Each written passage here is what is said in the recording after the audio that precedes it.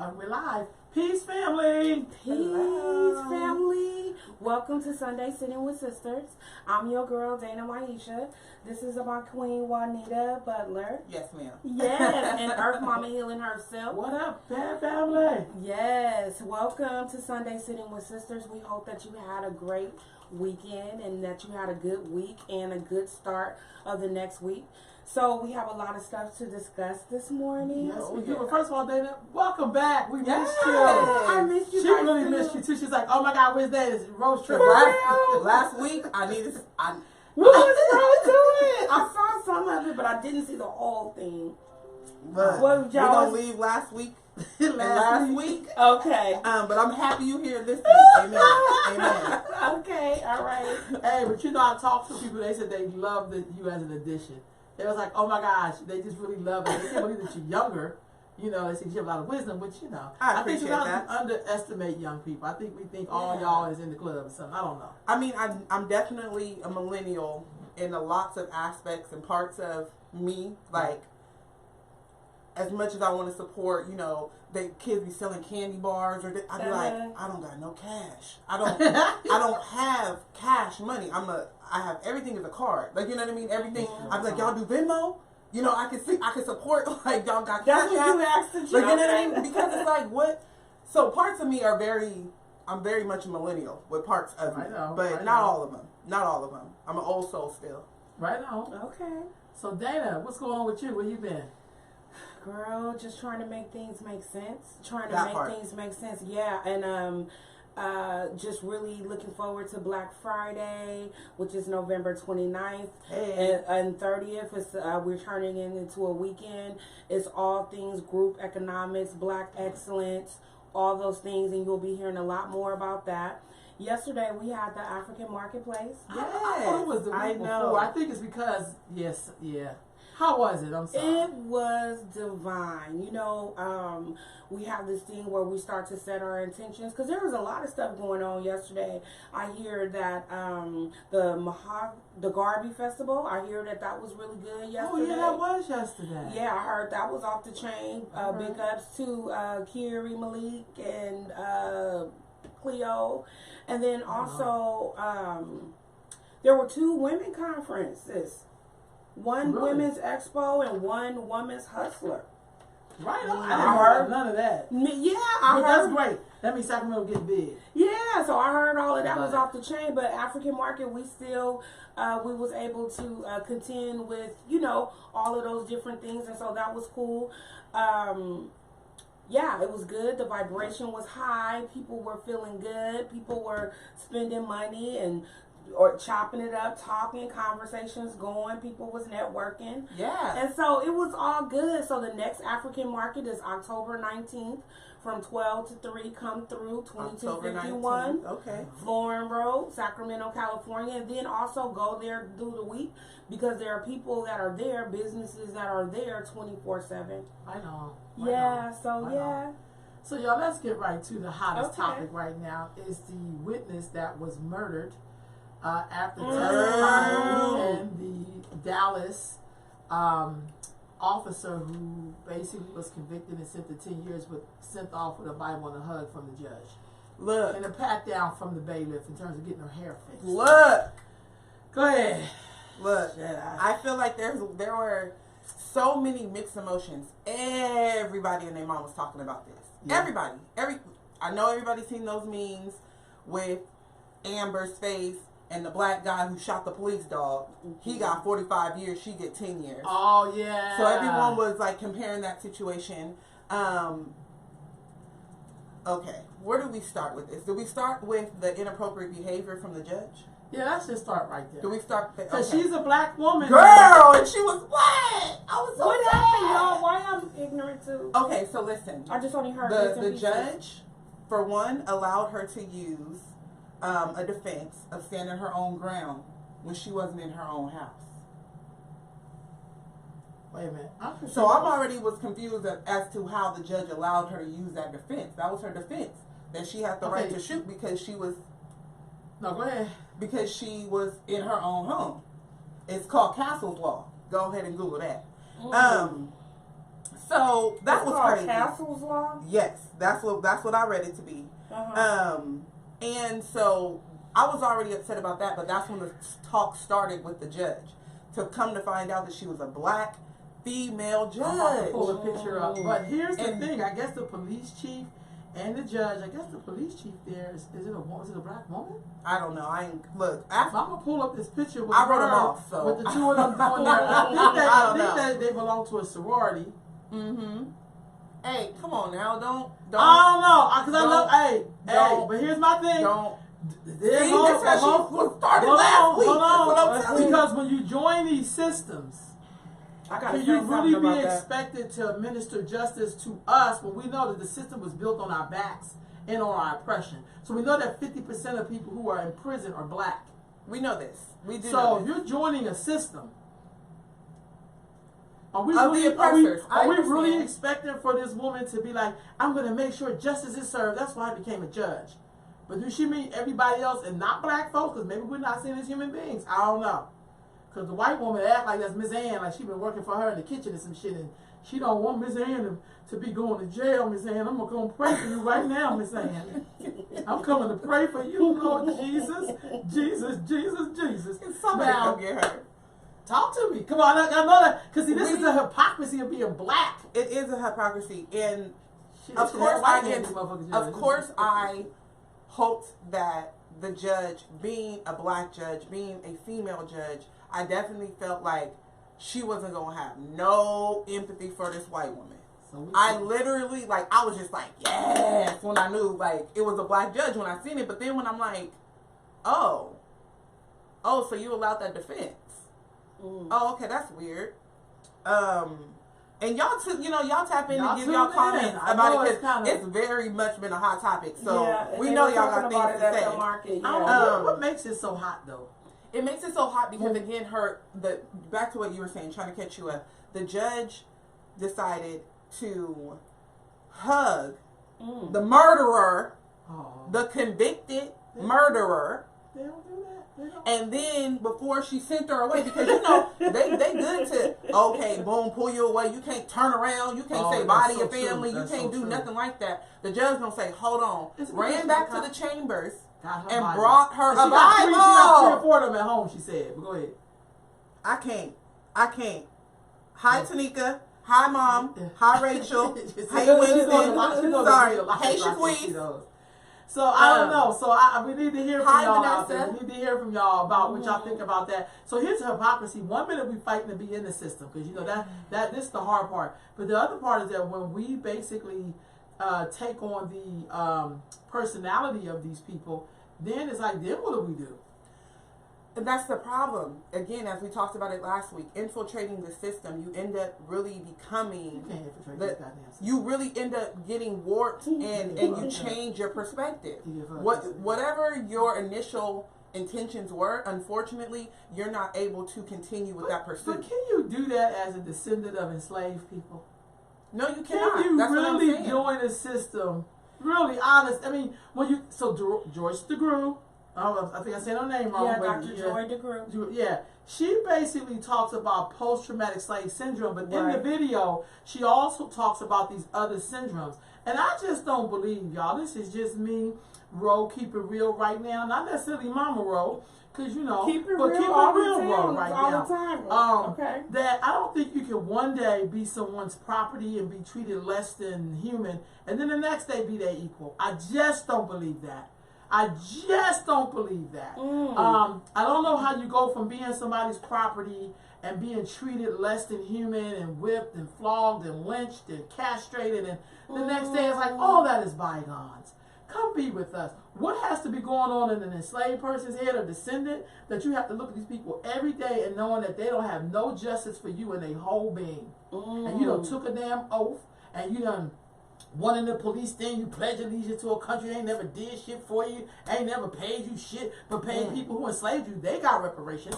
But how do you, come on. How do you be a judge in that system? How do you be a police chief in that system? How do you be any goddamn thing in that system? Honestly. I know that's a hard thing, y'all, but I just feel like, come on. Again, the intentions just unfortunately are not able to be fulfilled. It's no different than, or at least in my opinion, but it's no different than, it's just a certain set of mentality. At some point we thought, hey, desegregating, would be the idea. We need to be able to be educated by white people. I want to be next to white people. I want to be with them because that's going to. I want to be next to them. But the idea was that they were going to be helpful. It was going to be helpful. I'm going to get the same education as a white person, but they're not thinking I'm now putting myself in your hands. So if you had an ex-husband, very different. If you was married to somebody, I got an ex-husband. I've been divorced. I just ain't never I'm been sorry, married. I didn't know that. Okay. She said she'd been divorced, but she ain't So never if you been was married. with somebody and you was married to them for 10, 15 years and he just treated you like shit, would you be fighting to be like, but we need to be friends? Though you treated me like shit. You be like, I still want to fight to be your friend. Or is that like Stockholm syndrome? Like I need you to whoop my ass. And see, this is what the whole argument was all over social media. Was forgiveness. Because I know y'all seen the post that was like, if somebody murdered me, on God, y'all better not hug them. You know what I mean? Like, because that's real. Like, don't be in there hugging them and forgiving them and that's real talk. No, like we're not having that. Like. But then a lot of people were upset about that and upset about that perspective in terms of when we choose not to forgive, we really are, it's really a hindrance to ourselves. It's not really on them. You know what I mean? We are harboring that anger and that disposition and like everything that comes with not having forgiven that person who we feel have done us wrong. I have a theory about that, but go ahead, Dana. Well, I feel like you could forgive somebody without hugging on them and stuff like that. And I feel like I do agree with the notion that forgiveness has more to do with you than them. Yes. They might not even know you forgave them or whatever, but you do need to not be boiling in here all the time because it's just only going to affect you physically. But I also agree with Ro when she says, like, it's kind of like somebody beating your ass and it's like, well, can we still be friends? No. We're not going to be friends. No, I feel you. You will never get that part of me. Never. Again. I would have easily said, I forgive you, sis, but I'm going to let the Lord handle you. You know what I'm saying? That's a little bit of I'm going to let it go, but I hope you get what's coming to you. But it just seems that black people are always expected to give. We have to be above and beyond, like, to get any level of humanity. Because there's a lot of people, a lot of white people, like, wow, look at that forgiveness that was in that courtroom. Well, why are we always worried about how they see us? You know why? That's what I'm saying. Because they beat the shit out of us. They terrorize the shit out of us. I'm dead serious. I think we negate talking about the impact of slavery on black people's psyche, that every time we do something, we consider them before ourselves. Then I think we cannot deny that. That's why they went to Miss Ann, or what's her name, Amy or whatever, and wanted to give her a hug. Oh, you know Amber? how many? She Amber. can't even get the name. I can't get the I'm like, name who's right. she talking about? I don't even remember. I just think it's tasteless. But I also feel like that speaks to it. It doesn't make, as somebody say, it's because we're the chosen people. Leave that shit for somebody else. I don't believe black people are chosen people. I think you are chosen if you believe you're chosen, but I think showing some kind of, it's that Michelle Obama in the high road. There is no fucking high road. There is just the road. There is not a high road. road. Look, I need you to turn your syndrome down a little bit. Let me tell you why I say that. Because that's a lie that we buy. That's a lie. There is no high road. There's just the road. When you're driving on the freeway, can you take the high road on the freeway, or can you take the low road on the freeway? You just can take the road. And what I'm saying is, through slavery, we had to develop coping mechanisms to survive these brutal ass people. And now we're developing these same mechanisms to survive their brutal ass descendants. How the hell you walk in somebody's house, first of all, and I wish Judge Mathis was the goddamn judge, it may have been a different outcome. Because he'd have cussed their ass out, first of all. But I'm just saying, I feel like we got to be really honest and not always, because we're the only people who have to dress up anything we believe. We have to always give these goddamn side notes and footnotes. And everybody else could just say shit and we'd be like, okay, they white people. We in our mind, we know who these people are. And we make up excuses for when they treat us like this. We make up excuses. I don't think we're making up the excuses. I think that they have excuses that justify their behavior that some people fall for and some people can call it for what it is. Wait a minute. But I think that we make up excuses too. I'm not trying to. We're trying to jump on you, go. No, we good. No, you finish. Yeah. No, go finish. No, I was just saying that I don't think that it's necessarily black people. I think that we can be coerced into believing the excuses that they made up, and it's like, oh, okay, well, I can see that, and I could, people try to have perspective and put themselves in other people's shoes. Not to say that we're the only group to do that. No, I'm just simply give me saying, some cases where other people put themselves in our shoes when they were in our store selling us shit, and then when they shot us or treated us wrong. Give me excuses how Asian people treat us like shit in their store. Some of them, not all of them. See, I got to do a disclaimer. See, that's a footnote right there I just did. But tell me how other groups try to put themselves in black people's shoes when they come amongst us because they know we dead and stinking as a people. We don't know who the fuck we are. That they could treat us some way, and then they have to basically say, well, let me think how this black person feel today. I've been in plenty of situations where people have been able to put themselves in the perspective of black people. Like, if you have constant negative interactions with police, of course you're nervous. The police say that I'm scared for my life. I'm just as scared. People have been able to say that and say, I can understand why a black person is terrified just by being pulled over. Other non-black people say that? Because they would be like, well, aren't they here to protect and serve us? No, but I'm saying people who are open to perspective and people who are willing to hear someone else out. And if I explain, there was a time, maybe like 2 years ago, it was this black lady, she pulled over, and she got pulled over, and she said she was terrified, and she was in tears telling the story on Facebook Live, and she was saying more of the story was that the officer was just pulling her over because she had like a tail light out or she was going too slow or something, and she's like, the way the world been working, I'm thinking I'm under the speed limit. I don't know why you're pulling me over, and I'm terrified. I'm shaking, I'm crying. So what I'm saying is when people see that, they see that and they say, I can understand where this person is coming from, and I understand why they might respond in a certain way. I hear people say stuff like, well, you sure? Because this is how white people do it. This is how real white people do it, for real. And I've been with a white man, so, for 15 years. And what I hear them say is like, they go through all of the checklists. Were you sure? Was you raising your voice? Did you appear to be threatening? Do you think, immediately they go to see the other side because that's what white supremacy does. I understand. That's what white supremacy does. And in this society, if you would come onto the planet white, people say it's what people pour into you. No, it's what's in your DNA. Because we know this shit for black folks. You can't terrorize the people for hundreds of years and it don't affect their goddamn DNA.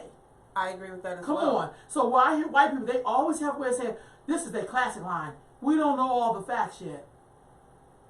We haven't watched all of the video. I've heard them say this. I've heard people who love black people, who fuck black people, who marry to black people, who fucking love our food and our music and hopscotch with us and somebody shit. And no. I ain't lying because that's what I remember. Because there are people who don't give us the benefit of the doubt. I'm not disagreeing. That's why I drink.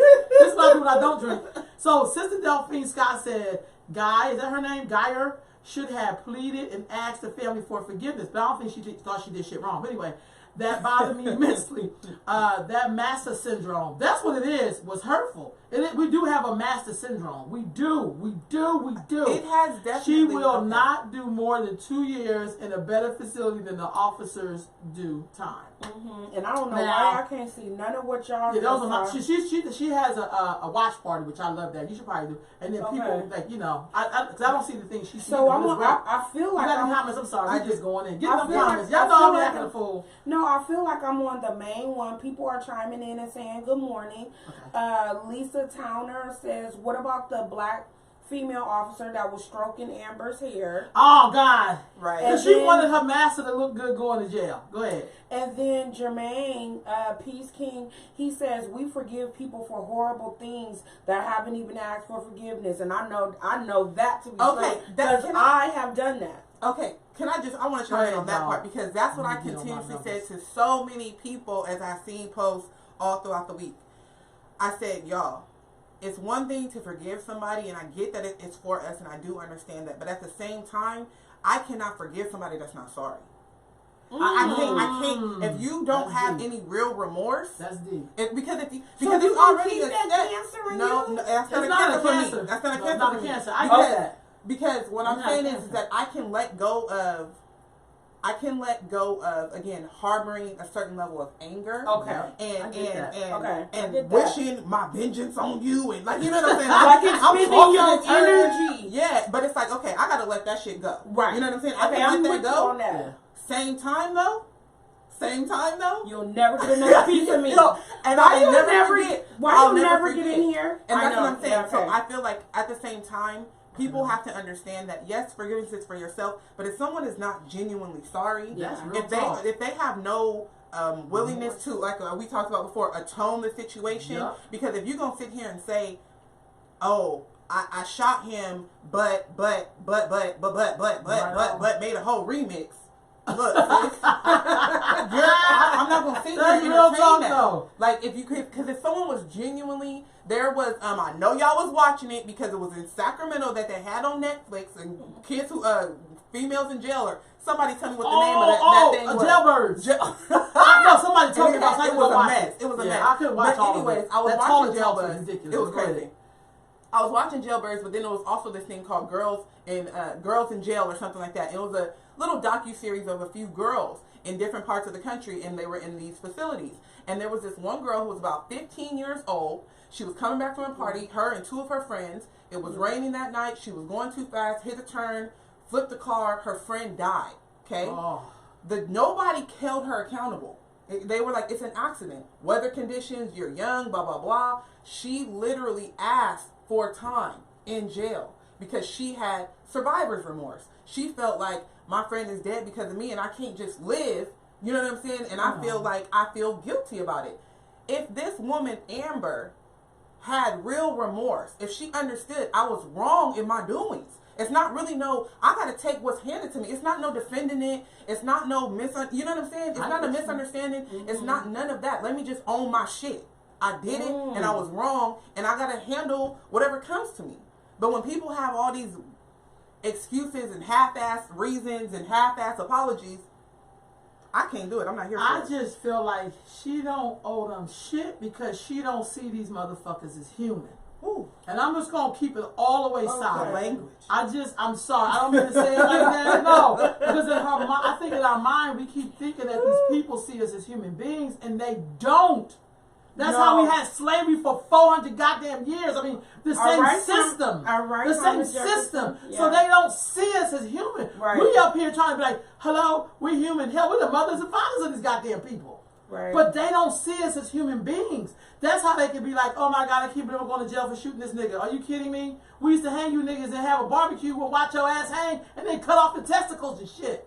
So I think sometimes we forget in our survivalness in this country that these people somehow love us. Or they can treat you. Don't go one day being a person's property and the next day being an equal. The shit that's not real. We're just coexisting with these crazy ass people. I definitely. And sometimes we don't be in our lane. Because to me, what's the difference between what she did to him and somebody being lynched on a tree? What's the difference between when they used to lynch us and leave us hanging out, or shooting the brother in the street and leaving him in the street? What's the difference? The difference is that we have evolved. No, we have not evolved. You have evolved. They haven't. That's my point. And you're assuming that they evolved. Wait. Can I hear breakdown? What do you mean? Who has evolved? Yeah, because we haven't. We as a society. People. Oh, you mean as people? Black people or no? I mean humans. As beings, as people, as civilization. You know how you know how we evolved from I don't know. So you're saying that it's not the same as it was. I'm saying mentalities have changed. What I'm saying. The fact that we have, again, laws in order, people have been birthed, been born, have fought for justice, have walked in streets, have seen, we have put so much effort into enforcing civil rights and change and having people hopefully see us as equals, as she was saying that they don't, but hopefully seeing us as just as humane as they see their neighbor. And I think that it's important to still acknowledge that everybody is not in that place, but I don't think that it's fair to say that nobody is in that place. I'll take that. I'll take that. I'm not saying nobody, but what you cannot do is do fantasy. I'm not saying No, it's fantasy. To act like we evolved, but we in the same system of slavery. But No, racism but is believe never the- going to no, go no, away. But it has to. We It's evolve. never no. No, I'm- you that's just not what said I'm you saying. just said we evolved. We've So we evolved. must have You evolved need to from quit slavery that. because we know we haven't. No. Oh, If we okay. take it from You gonna have a to- different. That sound like La La Land. You saying we evolved? No, what I'm and we saying in is the same that. damn system. But you get what she's saying, bro, when she's saying that. help me out. No, you get what I get what she's saying when she's saying Who's that. we though? Society. Why is I it that think white what- people still have all the wealth? Tell me how we evolved. In slavery, Now, I they get had that. all the wealth. Yeah, I get Now that. they still have all the wealth. Tell me how we evolved. It's You- wealth. you're Just give me changing the wealth. topic. You're No, changing- no. It's the same topic. No, the it's not. same It's not. topic. It's not. It is. It's not. And we could talk about the police, and it will be the same topic. We could talk about judges, as they said. We could talk about murder. It will be the same topic. There is no evolve. That's what you tell yourself when you're in a system. It's like we happen to believe, this is a great example, that somehow I'm super beautiful when I know in the reality that I am not your beauty standard. But I have to believe that in myself so I can go out here and make it and convince myself that I deserve to be here like everybody else. When I know that I'm not what you really want. I am not your standard. That's a belief you have to have in yourself to feel a certain way. But because it's like by using your exact same example, Yeah. you're saying before I may not have ever believed that I was beautiful Right. because I was seeing myself through your eyes, and then time has progressed, Right now. and I have evolved. And now I see myself as beautiful, regardless of how But you what see you- me. I get So what that. I'm saying I is agree. there I is still understand that. progression, and there is still evolving. I And agree. just as you said, it's not going to happen overnight. It's steps and it's levels to this shit. I agree. So I we agree have with to that. I wait, understand. and it's a progress. So what I'm saying is that we have progressed from how we once saw ourselves, how we once moved, what we once chose to challenge, how we went about challenging those things, Right on. and we have progressed into a different space. And I'm not to say that it's fair, not to say that the fight is over, but I'm saying we are in a different space than we were before. Well, we some of us are in a different But space. we still in their house. Yeah, well, I'll say some of us, and I get what you're saying. I agree with you. I wholeheartedly. agree with her too. But what I'm saying is, there were some people who never seen themselves through white people's eyes. Never. And- No, and that that's was how the we had end. black townships. Yeah. That's why we had black people who had their own. Some of us never seen ourselves through their eyes. And I agree with ever. that. Hold on. So I'm not talking about you're from the people who see themselves from their eyes. When your example, I'm saying I'm from the people who were like we will never see ourselves. No, for real. That's why I didn't grow up. That's why I wasn't in gangs. That's why I didn't do cliques. I never chose about it. That's why I love Tyler Perry. Not a big supporter of his films because I never see me in him. But I ain't mad at him. He don't have to put me in. If I want to see myself, I do myself. So I feel like there's this not a one monolith as black people, but we're in the same system as we were 400 years ago. It's just the players look different. We live in different houses. We ain't out in the shack. We're in a nice, 4-bedroom house with a 2-story garage and a pool. But the outcomes, because otherwise you wouldn't have. I got a picture up here of a black man being lynched, hanging from a tree, and I think this is Michael Brown laying in the street dead. One is like 200 years ago, and one is like 2016. Tell me how that's different. And again, I never said that it was different. But I said that racism how is did that never going to go evolve? away. Did it Because evolve? the They don't same have way them on that the street. They got lynched them on him, the street. They lynched him 2 years ago. They shooting him today. It's going to be chemical warfare in 100 years. By then, it's going to be planes spreading out. So you know what I'm saying? We can agree to that. So take me back to why we're having a hard time with this white woman being hugged by a black judge and having her hair fixed by a black bailiff and having the son's family hug this woman. Tell me how we have evolved from when we used to watch people get lynched and still go cook from his hand and make sure her feet was rubbed to them treating this woman like this in the court. Because evolve means, to me, I thought evolve meant that things change, not stay the same, not change form, but change. Change form. I hear that. Again, I think that and then you still haven't answered. Hold on.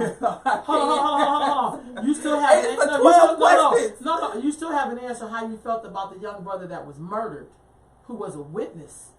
Well, we didn't in even that bring trial. that up yet. That was the first one. That was the first question before you jumped into the judge, because that's a syndrome too. We just jump on that. But the brother that was murdered. But we don't know how he was murdered. We don't know. We don't have any leads. We don't have any answers. We just have the coincidence of the young man who testified, and now he's dead after the verdict.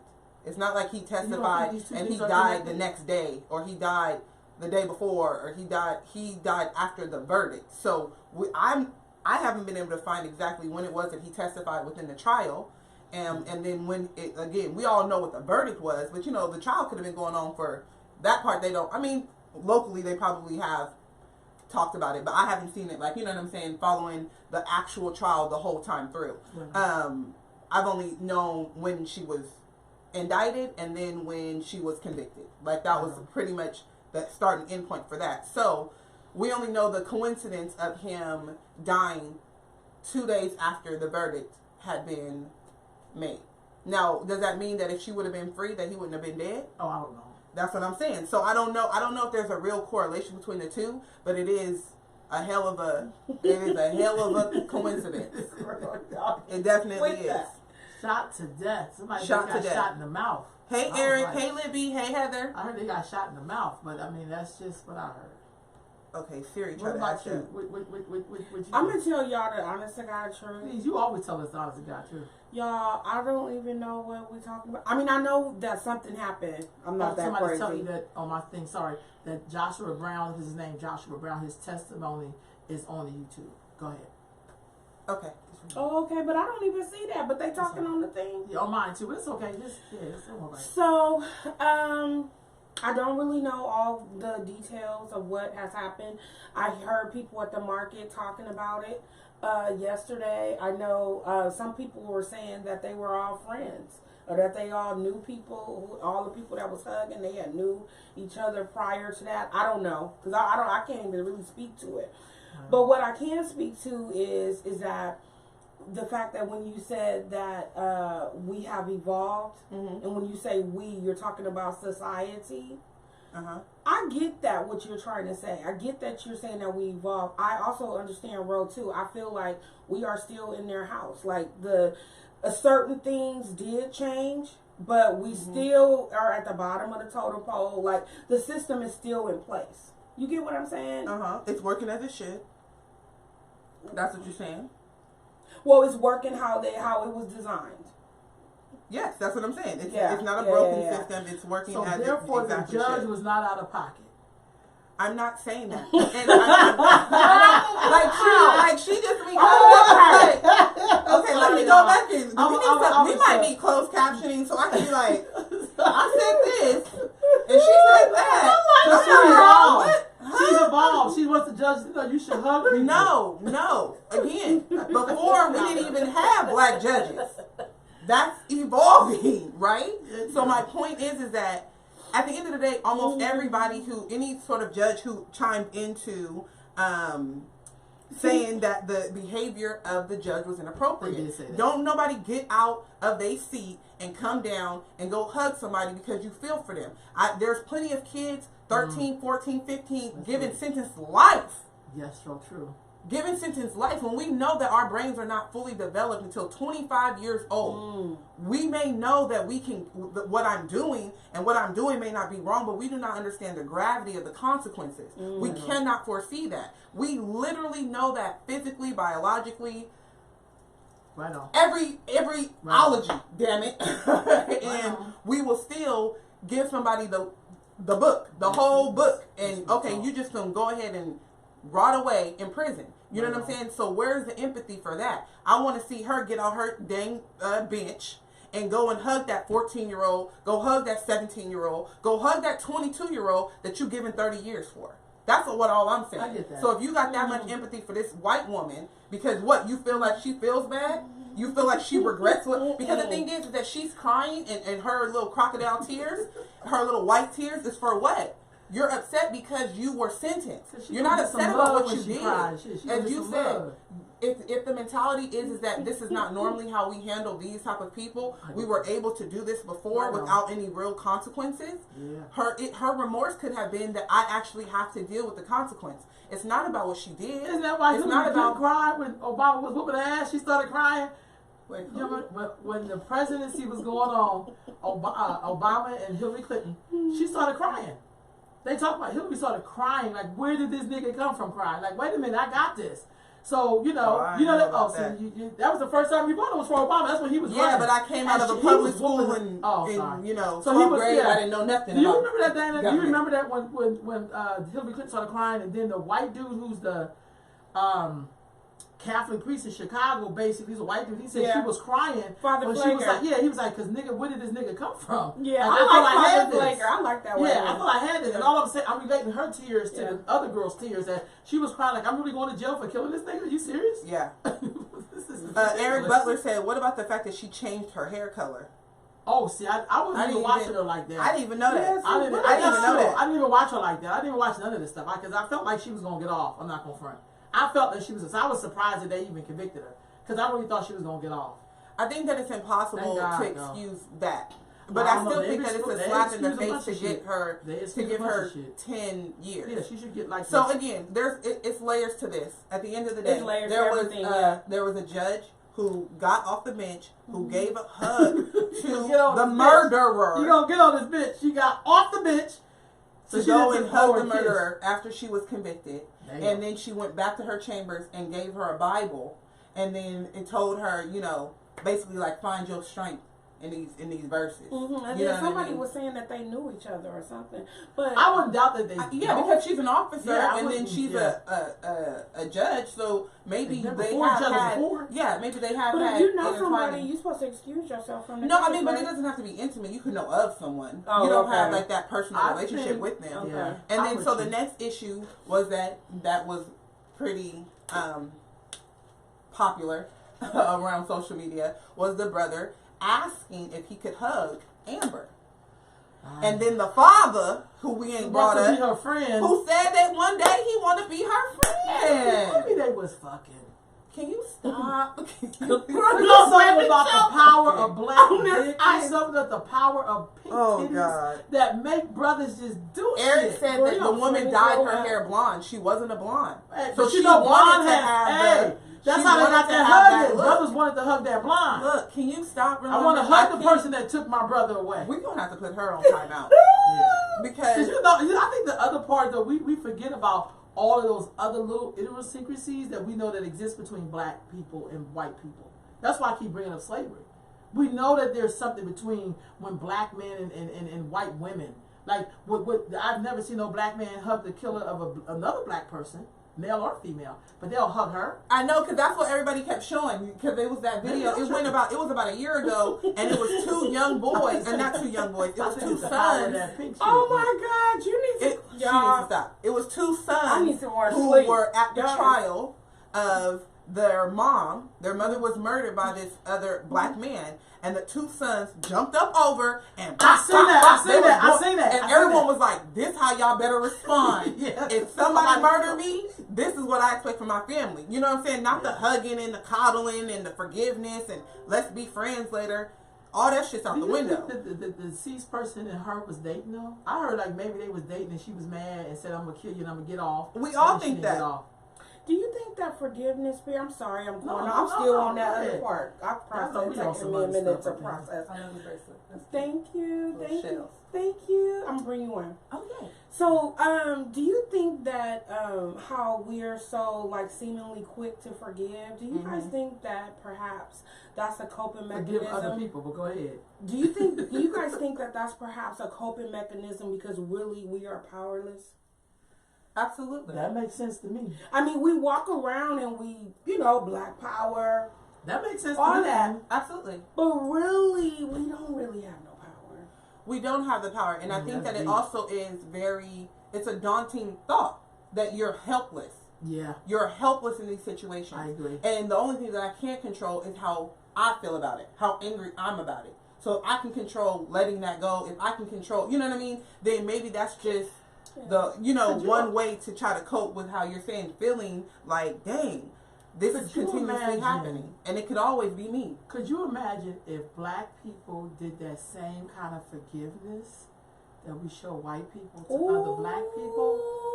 How fucking beautiful that would be. Okay, but no, let's not go down that road because then damn! I was just trying to be with you on that. You didn't tell me you were okay with us forgiving white folks? I was not never okay with forgiving Amber. I want to clarify that for the 15th time. That was never the okay for me. She didn't get no stamp of approval on my end.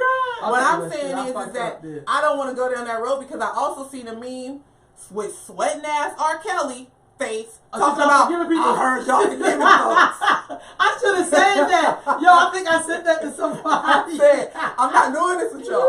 I'm not doing this with y'all. You gotta Let's love stay black focused. folks. Let's You stay gotta love focused. it. We are talking about something serious here, y'all, but sometimes you gotta laugh and keep from crying because I think that's what, you know what I'm saying. Pretty much. So real quick, so let me just say this. So I've seen this thing this morning that says sexual predators don't just groom victims; they groom everyone around them. Of course. So you mean to tell me when we look at all this sex trafficking and shit like that some of us is in on this shit? Wait. Oh, are you talking about like so we yeah, they're talking about turn our sexual head? predators. I think people Okay, do we sex done with trafficking. Amber. No, we go back. Something just but came they to just mind. jumped on me because I'm trying to make sure we get all this shit on the list. But I seen that this morning because we'll go after like R. Kelly, but we forgot about R. Kelly's supporting cast. We let all them niggas off the hook. Oh, I didn't. No, not me and you. But I'm talking about in terms of it in general. Like, well, he's a victim. He ain't learned to read. We come up with all kind of shit with this man. This man wrote fucking bazillion-dollar songs and shit. This I mean his ass can't read. He was going to school. Who gives a fuck? He can't read. Right. Well, he can write some goddamn songs. So what I'm saying is, it's that supporting cast He can talk. that we don't always talk about in terms of people who, like even with Amber, there's a supporting cast with her. When I say supporting cast, the judge was a supporting cast. That was obvious. Seriously, the bailiff. When does a bailiff ever go fix somebody's goddamn hair? All the judge shows I watch, I ain't never seen him say, "Oh wait a minute, you can be on camera. Let me fix that." Girl. I ain't never seen that. Girl. I just want to point out that Heather, thank you, that it's 2-on-1 today. Oh, sorry, no. Heather, come on down here. Heather, come on down I'm not, here. y'all. Y'all know I'm like this every week, so that. No, I'm playing with y'all. Yeah, because no, I'm. Data, you can be me and Data. Yeah, so Yeah, no, being groomed. No, as you said, there is a supporting cast, but I don't feel like there was a supporting cast with Amber in her initial killing. Like I don't know what She's you're a saying. white woman who entered a black man's house. We know historically white women like, oh my God, I was so afraid of this big black buck. Even though it's in the goddamn dark and you got a gun. You know what I'm saying? But I'm pretty sure that was a part of her argument. Buck? Well, I'm being sarcastic with some of this stuff. Okay. But y'all know that was about it. cannot. Maybe, I don't know. Maybe if the brother had came out with his penis in his hand, she'd have been like, oh shit, she'd have probably dropped everything. Because we know that this got something to do with that, y'all. I'm sorry. We know it. What's our next topic? Girl, so that's all I'm saying. I just know that that's a hard topic. We start talking about sexual predators and shit like that. Peace to Robin. He said he had plenty of opportunity to learn with all that money. He had no excuses than he did. Talking about R. Kelly. Yeah, he could have hired a tutor. He could have did a whole bunch of shit. But you don't need to. It's a bunch of dumb athletes too who can't read. Yeah, It's a bunch of dumb athletes who can't true. read and they can catch a ball. Yeah. So, but that's their choice to remain dumb, though. I think absolutely, at some point, because you don't have no motivation. Because I already got this money. Education is only supposed to be this lead to. You know how many athletes, basketball players end up broke? Oh yeah. Just like boxers who were great boxers. Every boxer before Muhammad Ali ended up broke. He was the first one that ended up with some money. Because it's not about the money that you make; it's about how you manage it. I agree, but I think sometimes we get caught up in that's not make plans. It's kind of like when you're young. Sometimes when you're young, you think you're going to live forever. You forget one day when your ass get 40, like, nigga, you ain't saved no money. And you was making a killing. And you never thought that, because I'm from old school. People say, pay yourself first. My uncle's like old school. Pay yourself first. My grandpa too. Yeah, pay yourself first. So it's like most of us get hyped up in it, and then we don't pay ourselves first. Then we broke as shit. So I'm just talking about like athletes, who do that as well. But so many of them die penniless. Thank God that. Or they just think that it's already not going to be long lasting. So it's more of a temporary, like, oh, I got this tax money just came back. I'm living right now. I know it's gonna come. I'm gonna be broke in a couple weeks or in a couple months. But you know what I'm saying? Like, so it's just a temporary come up, and they don't plan for longevity. Iverson, thank God that he married the right woman, because he was gonna be broke, but she went ahead and split some kind of thing that he had with Nike. She split that with him. She didn't have to. He owed her that. But I mean that he married the right woman. He married a black woman? I think she was black. Okay. Yeah, but the fact that, because it wouldn't be the white woman like Tiger Woods, like, you ain't get none of this shit back. No. But, you know what I'm saying? Like, they didn't even marry anymore, but she basically did that was nice of her. Because I don't know if I would even. I'd be like, well, nigga, I don't know what to say. Thank you for that, though. So, y'all, real quick, I don't know. I'm not really a reality TV show watcher. I'm not. But sometimes I hear young people talking about it. If we talk about the basketball wives. And here's the thing: half of them are not even married to nobody now. They should be basketball ex-wives. Which one is married? They should be ex-wives. I don't know. I know one of them who I like, Tammy. Tammy just got married. Okay, Isn't which Tammy one is Not Tammy? to no basketball player. Isn't he a basketball player that she married? No, ma'am. You know, they kept it a secret for like a year. Was Now, that's saying something. Y'all supposed to be having a sisterhood and you keep your shit a secret from your friends, but that's another story. But I guess they have this woman on there named OG. I know she's Nigerian. I think she's Nigerian. But they call her, I was calling the woman Toji because I thought that was her name. But I didn't know Toji was ever making fun of her shoe being over like toe jam. Like, I didn't know. No, it was her big old toe hanging Hang out of her shoe. So they just made a joke and called her Toji. It's really not that deep. It's just a joke. Well, it's not that deep for you, but maybe for Toji it could be. Because they ain't calling her that shit to her OG. face. So my Yo, point who is is, Toji? that's OG. Maybe It's one of the OG cast Toji. members. Oh, she's new. It's one of the cast members They- on so, Basketball Wives. She just came on. Basketball ex-wives. She's on Basketball ex-wives. They would put that goddamn X in there. They got babies. They got baby Jackie mamas. still on it? Oh, Jackie married. Jackie. So Jackie Jackie. is Jackie so, ain't letting go with her. Jackie is hilarious. I think Jackie, she's funny. I know. And you know he is out here in Sacramento. Hey, Doug, you can tune in whenever you want. Yeah, to, too. I think she's funny. Because I think she's the sick and realest she's one they got toxic. on there. She's She's toxic, toxic. but she probably the realest one on there. When she would do some stuff, and you'd be like, that's probably what you would really, some of what you really do. The other talking shit, nobody never get beat down, that's unrealistic. But, because usually you have a toxic friend, usually you have to bust them in the mouth or something at least once, and then they'd be cool, and you're like, nah, fuck, whatever. But because there's cameras, you know what I'm saying? So let me just get back because to there's OG. long money involved. Or OG. People call I don't her think Shani should be a cast member. I think Shani should be an executive producer and sit her ass out. She's Because- an executive producer. Yes, no, she should just do that and not be a Why part of it is because you everybody can't mad never at get her? at I her don't because know. she's your boss. So that's just not fair. Oh, I get That's just you. not fair. Come on. Shawnee is a boss, though. That was a boss. She's a boss, move. but she should not be a cast member. She should No, just yeah, be a you're boss. right, but I just But feel why? like 'Cause that she's was not a fair. boss But guess So move. what? example. But guess what? What? I'm the boss. That's So if I true. want to be part of the cast, I'm part of the cast. Guess Hey, why? Because I'm the boss. Look, I Guess don't really who, watch the show. who knew but all what the I'm- people? But what I'm saying I is, knew the people to put if on the cast. but if we evolve, That's how y'all if was my we friend. evolve, I don't see Jay Cannon being on every show he's ever did. Now I'm naming Hollywood producers who made stars. Oh, Hey, no. Dominique, Yeah. tune in, please. Tap in. Never Give me seen your all of opinion. them be the cast in their own movies. When you look at their shows and shit, like, you never seen them in it. But that's a whole other story because, maybe they evolved and we didn't, and that's okay. But what I was going to say is that I think Shani is a good example of colorism.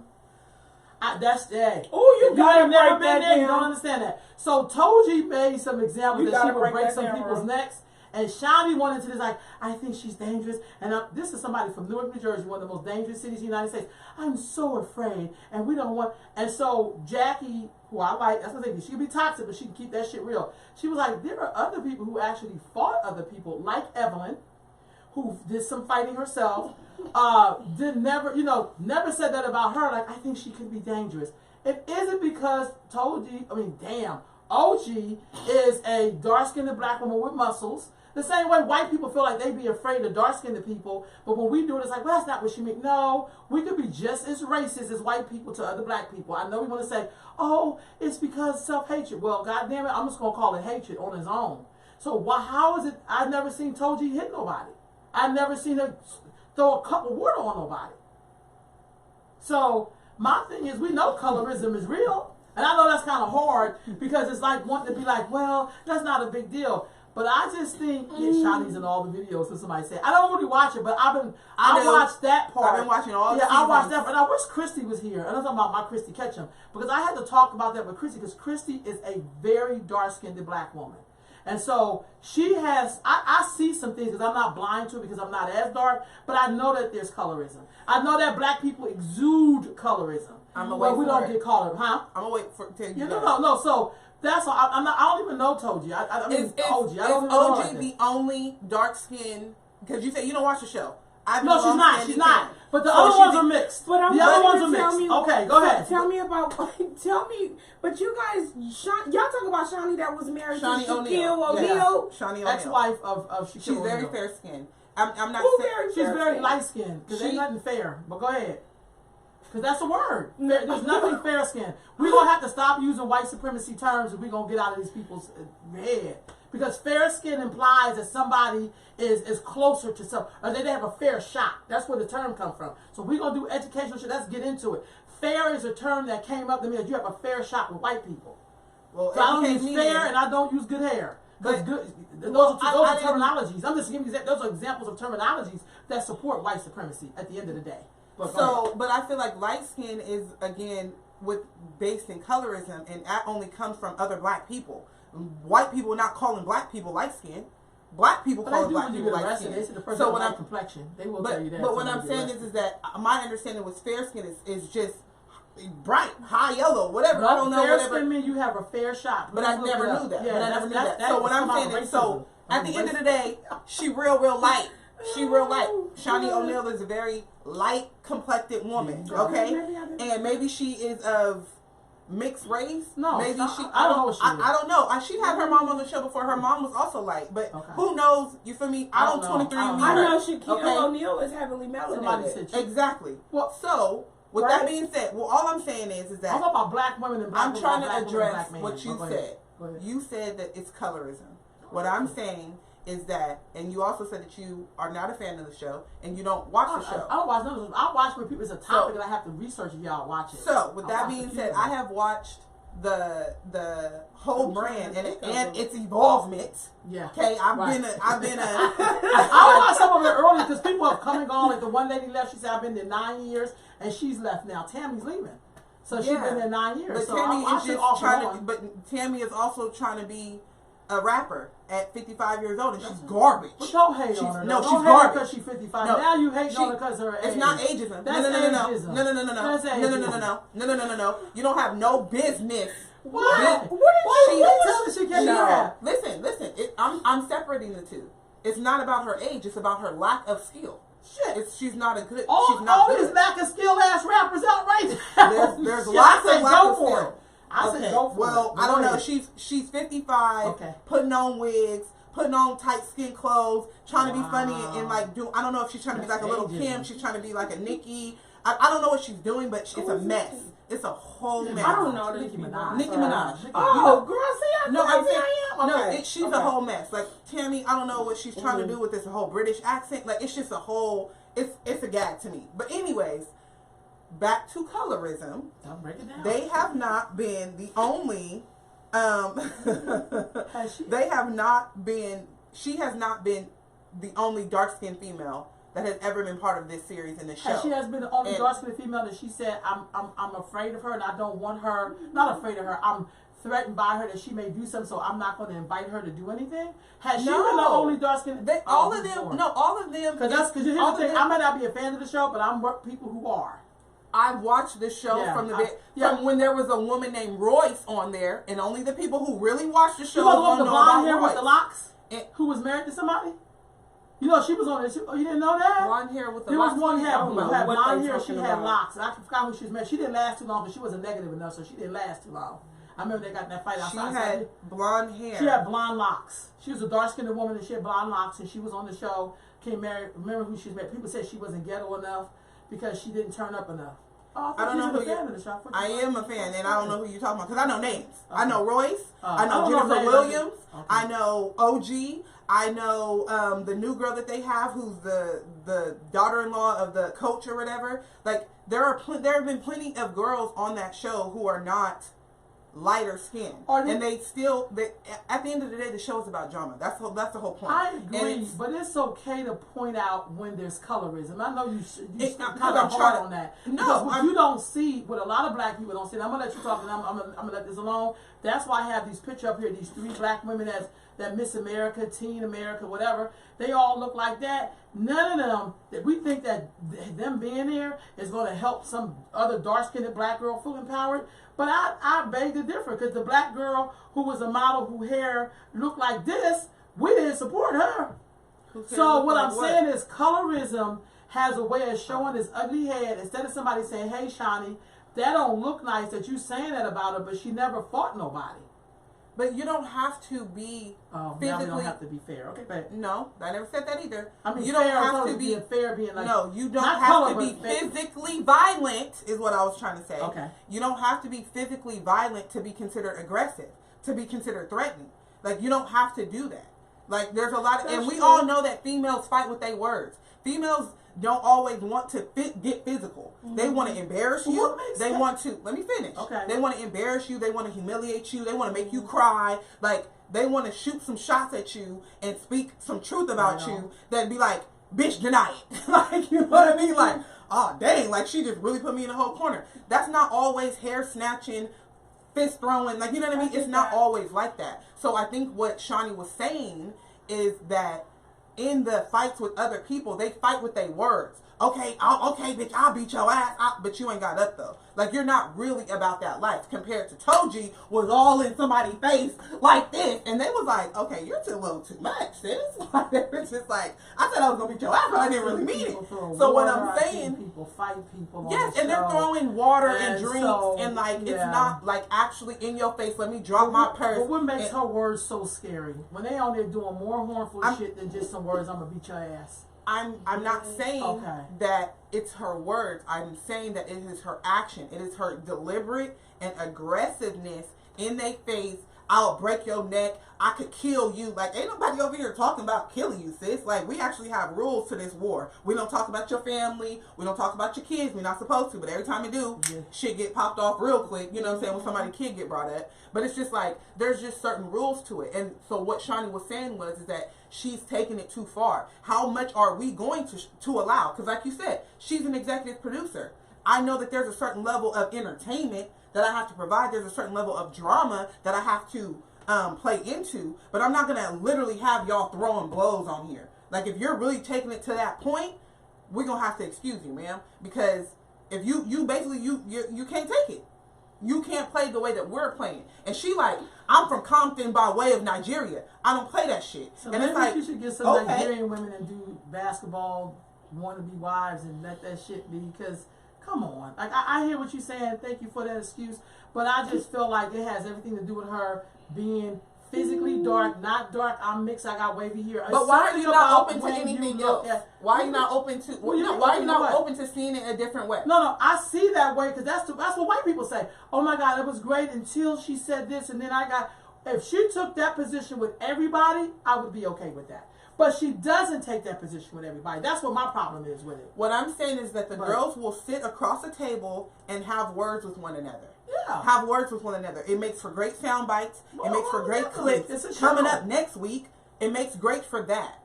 When we have people. So Tina's saying you can't punk OG. So the I saw that. I was trying to so now she's a liability. All of a sudden, that's what I'm saying. That's what I'm saying. But that's that real shit. I think OG is on the wrong show. I think she may need to be on Love and Hip Hop or something where it's a little bit more. Like, aggressive and violent. Well, all of them are violent to me. All of the shows. No. All of them. Housewives, basketball wives, none of these motherfuckers are married wives. All of them is a problem to me. All of them. I think all of them are damaging to the black woman image. Tea that you didn't have, bro. Yeah. I just think all of it is. You can read the other comments. I'm sorry. Okay. No, so Tina goes on to say, we are on, this is Sunday Sisters with Sisters. We are sisters. Okay, so Tina, Peace Queen, she said, I have seen some of the other women throw bottles, jump on top of tables, and be physically violent, but they are not coming under the same scrutiny as OG. Girl, why the Queen said, hello. Okay, listen. Let me ask y'all a question. Hello. Let me ask y'all a question. Right or wrong? Okay. And because we're being honest, right? Get it in. Yeah. Hold on. If you have a problem with somebody, right? Because this is just a little bit of a side note, but it's still on the same topic. Because I went to Kennedy High School. I worked at Kennedy High School. My niece now goes to Kennedy High School. And for 3 days straight, they had 12 fights at Kennedy High School. Now, it was not like that. I have only not been working at Kennedy for 2 years. It was not like that when I was working there. And I mean, when I went there, we had fights, but we didn't have no 12 fights in 3 days. Like it's just some nonsense going on. Okay, so my niece was telling me how there's drama. High school drama sounds very similar to basketball. You know, just nonsense, little gossip, little dumb shit. So I told her, I said, at the end of the day, if you have a problem with somebody, you don't need no audience. Let me find out what period you in, what class you coming out, and when I see you, it's on site. That's a whole different move and mentality than people who, okay, sis, they hyping you up and they, you know what I'm saying? And you have all this encouragement. And again, you get all of this just to do what? Just to try to embarrass that person. Just to try to punk them. Like, oh, okay, so you was talking mess. Then, what you gonna do? Swing. Da-da-da. Oh, I don't hit first. I don't know where that came from. Y'all need to stop telling y'all kids not to hit first. Maybe in elementary school, but not in high school. Like, you don't just stand there and wait for somebody to punch you in the face. That's anyway, so my point is that in regards to the show, at the end of the day, if somebody jumping across the table, y'all know it's plenty of security. You get what I'm saying? If you really there is though. We do know that. We don't know that. We do know that. We don't know that. That's an assumption. You make a lot of assumptions. That's not assumptions. That's not an assumption. They're filming a show. No, that's not an assumption. They're filming a show in a public place. How is it that these people are just sitting in a restaurant and no one's coming up to them asking for a autograph? It's because they have security because they're recording. They're literally recording. So what I'm saying is, there's plenty of security around them. And you know that the security is not going to allow any cast member to really be injured. That's just the reality. So what I'm saying is that you jumping across the table is for theatrics. You throwing a bottle is for theatrics. If you was really about that life, you wouldn't wait on these cameras.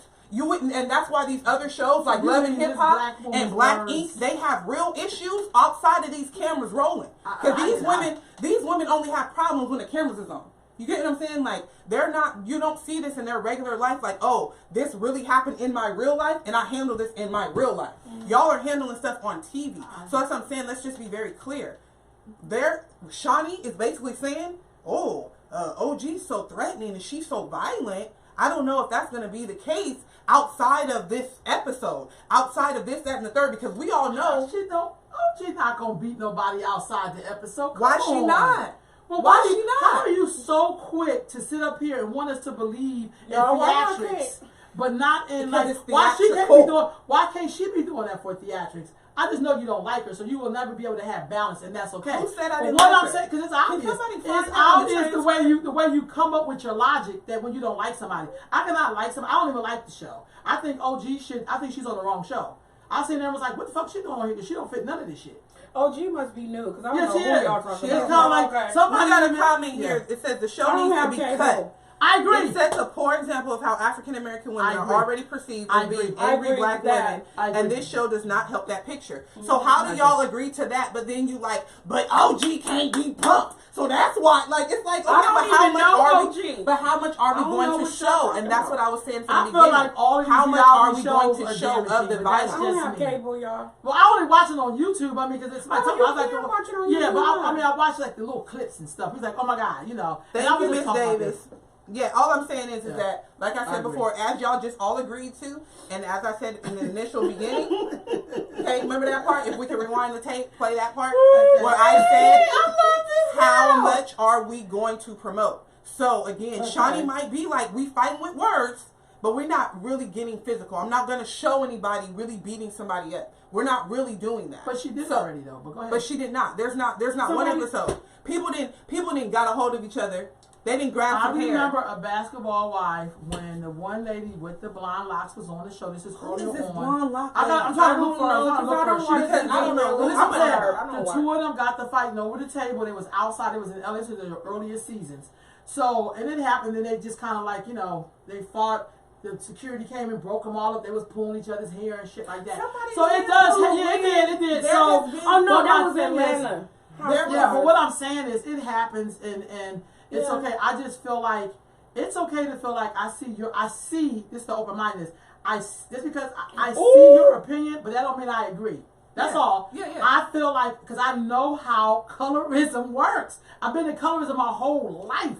I know that for black folks, it's in the language, in the way we talk, in the way, it's all of that is colorism. It's not somebody being like, I don't like you because you dark. It don't work like that. It works by the way we put these double standards in place. I'm threatened by OG words, but the Afro-Latina, whatever the fuck that is, can be like, I'm because when she said the girl wasn't black, see, I seen the whole episode. When she started questioning the girl's blackness, everybody else immediately jumped to Evelyn's side. So it's okay. I don't want to give a fuck, but I just feel like I know this shit damages our community. OG and Evelyn were arguing. Evelyn was continuously calling her ugly. Ugly, ugly, ugly, ugly. Now, if we were to use that example, not with Shawnee necessarily in her comment, because I simply don't feel like that was rooted in that we cannot find certain examples of colorism in that episode or in certain things. I could see that. And as Evelyn was calling OG ugly, that's when OG was like, but your ex-husband wanted me though. Right? Ooh. She threw that out there, and then it was this whole back and forth, back and forth, back and forth.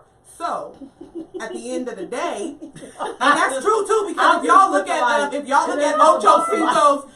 at Ocho Cinco's rap record and y'all look at his baby mothers, they look a lot like OG. They don't look nothing. He might have been laying up with none of these people y'all talking about. You don't know who Ocho Cinco is? No. Terrell Owens. I know Terrell Owens. Don't they call him Ocho Cinco? That's because he changed his name to 80. Oh yeah, I know Terrell Owens. Okay, so his baby mothers look a lot like OG. His meaning that they were I don't know what rich OG in complexion. complexion. Like, okay. She's Nigerian. Okay, so she's black like me. She's very, she's okay. Beautiful. She's got a nice body. They don't match her makeup up because this would be because she talked about that on there, by the way, and then I made up. I know you want to bro, what's your? But she talked. Somebody said, Juanita, why you mad? Because I think when you don't understand the full system. No, I get it, but I just feel like there are parts that are and not. You know what I'm saying? And when you branch everything or you lump it all, then you lose the real argument of when there really is colorism there. But because everybody, because when everybody's like, that's racist, and then it's like you can't take real arguments when racism is right in front of our eyes because everyone groups it under that.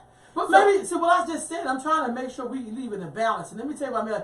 I just said to you, from your perspective, that's what you have a right to say. This is what I see as colorism, and from my perspective, what I see as colorism, and that's okay. We're not gonna all agree that here's the list of colorism. Don't work like that, and that's okay to be like, you know what? That's not what I seen, sis, but this is what I thought it was, and I'm like, wait, sis, this is what I thought it was, and that's great. That's it. There is no.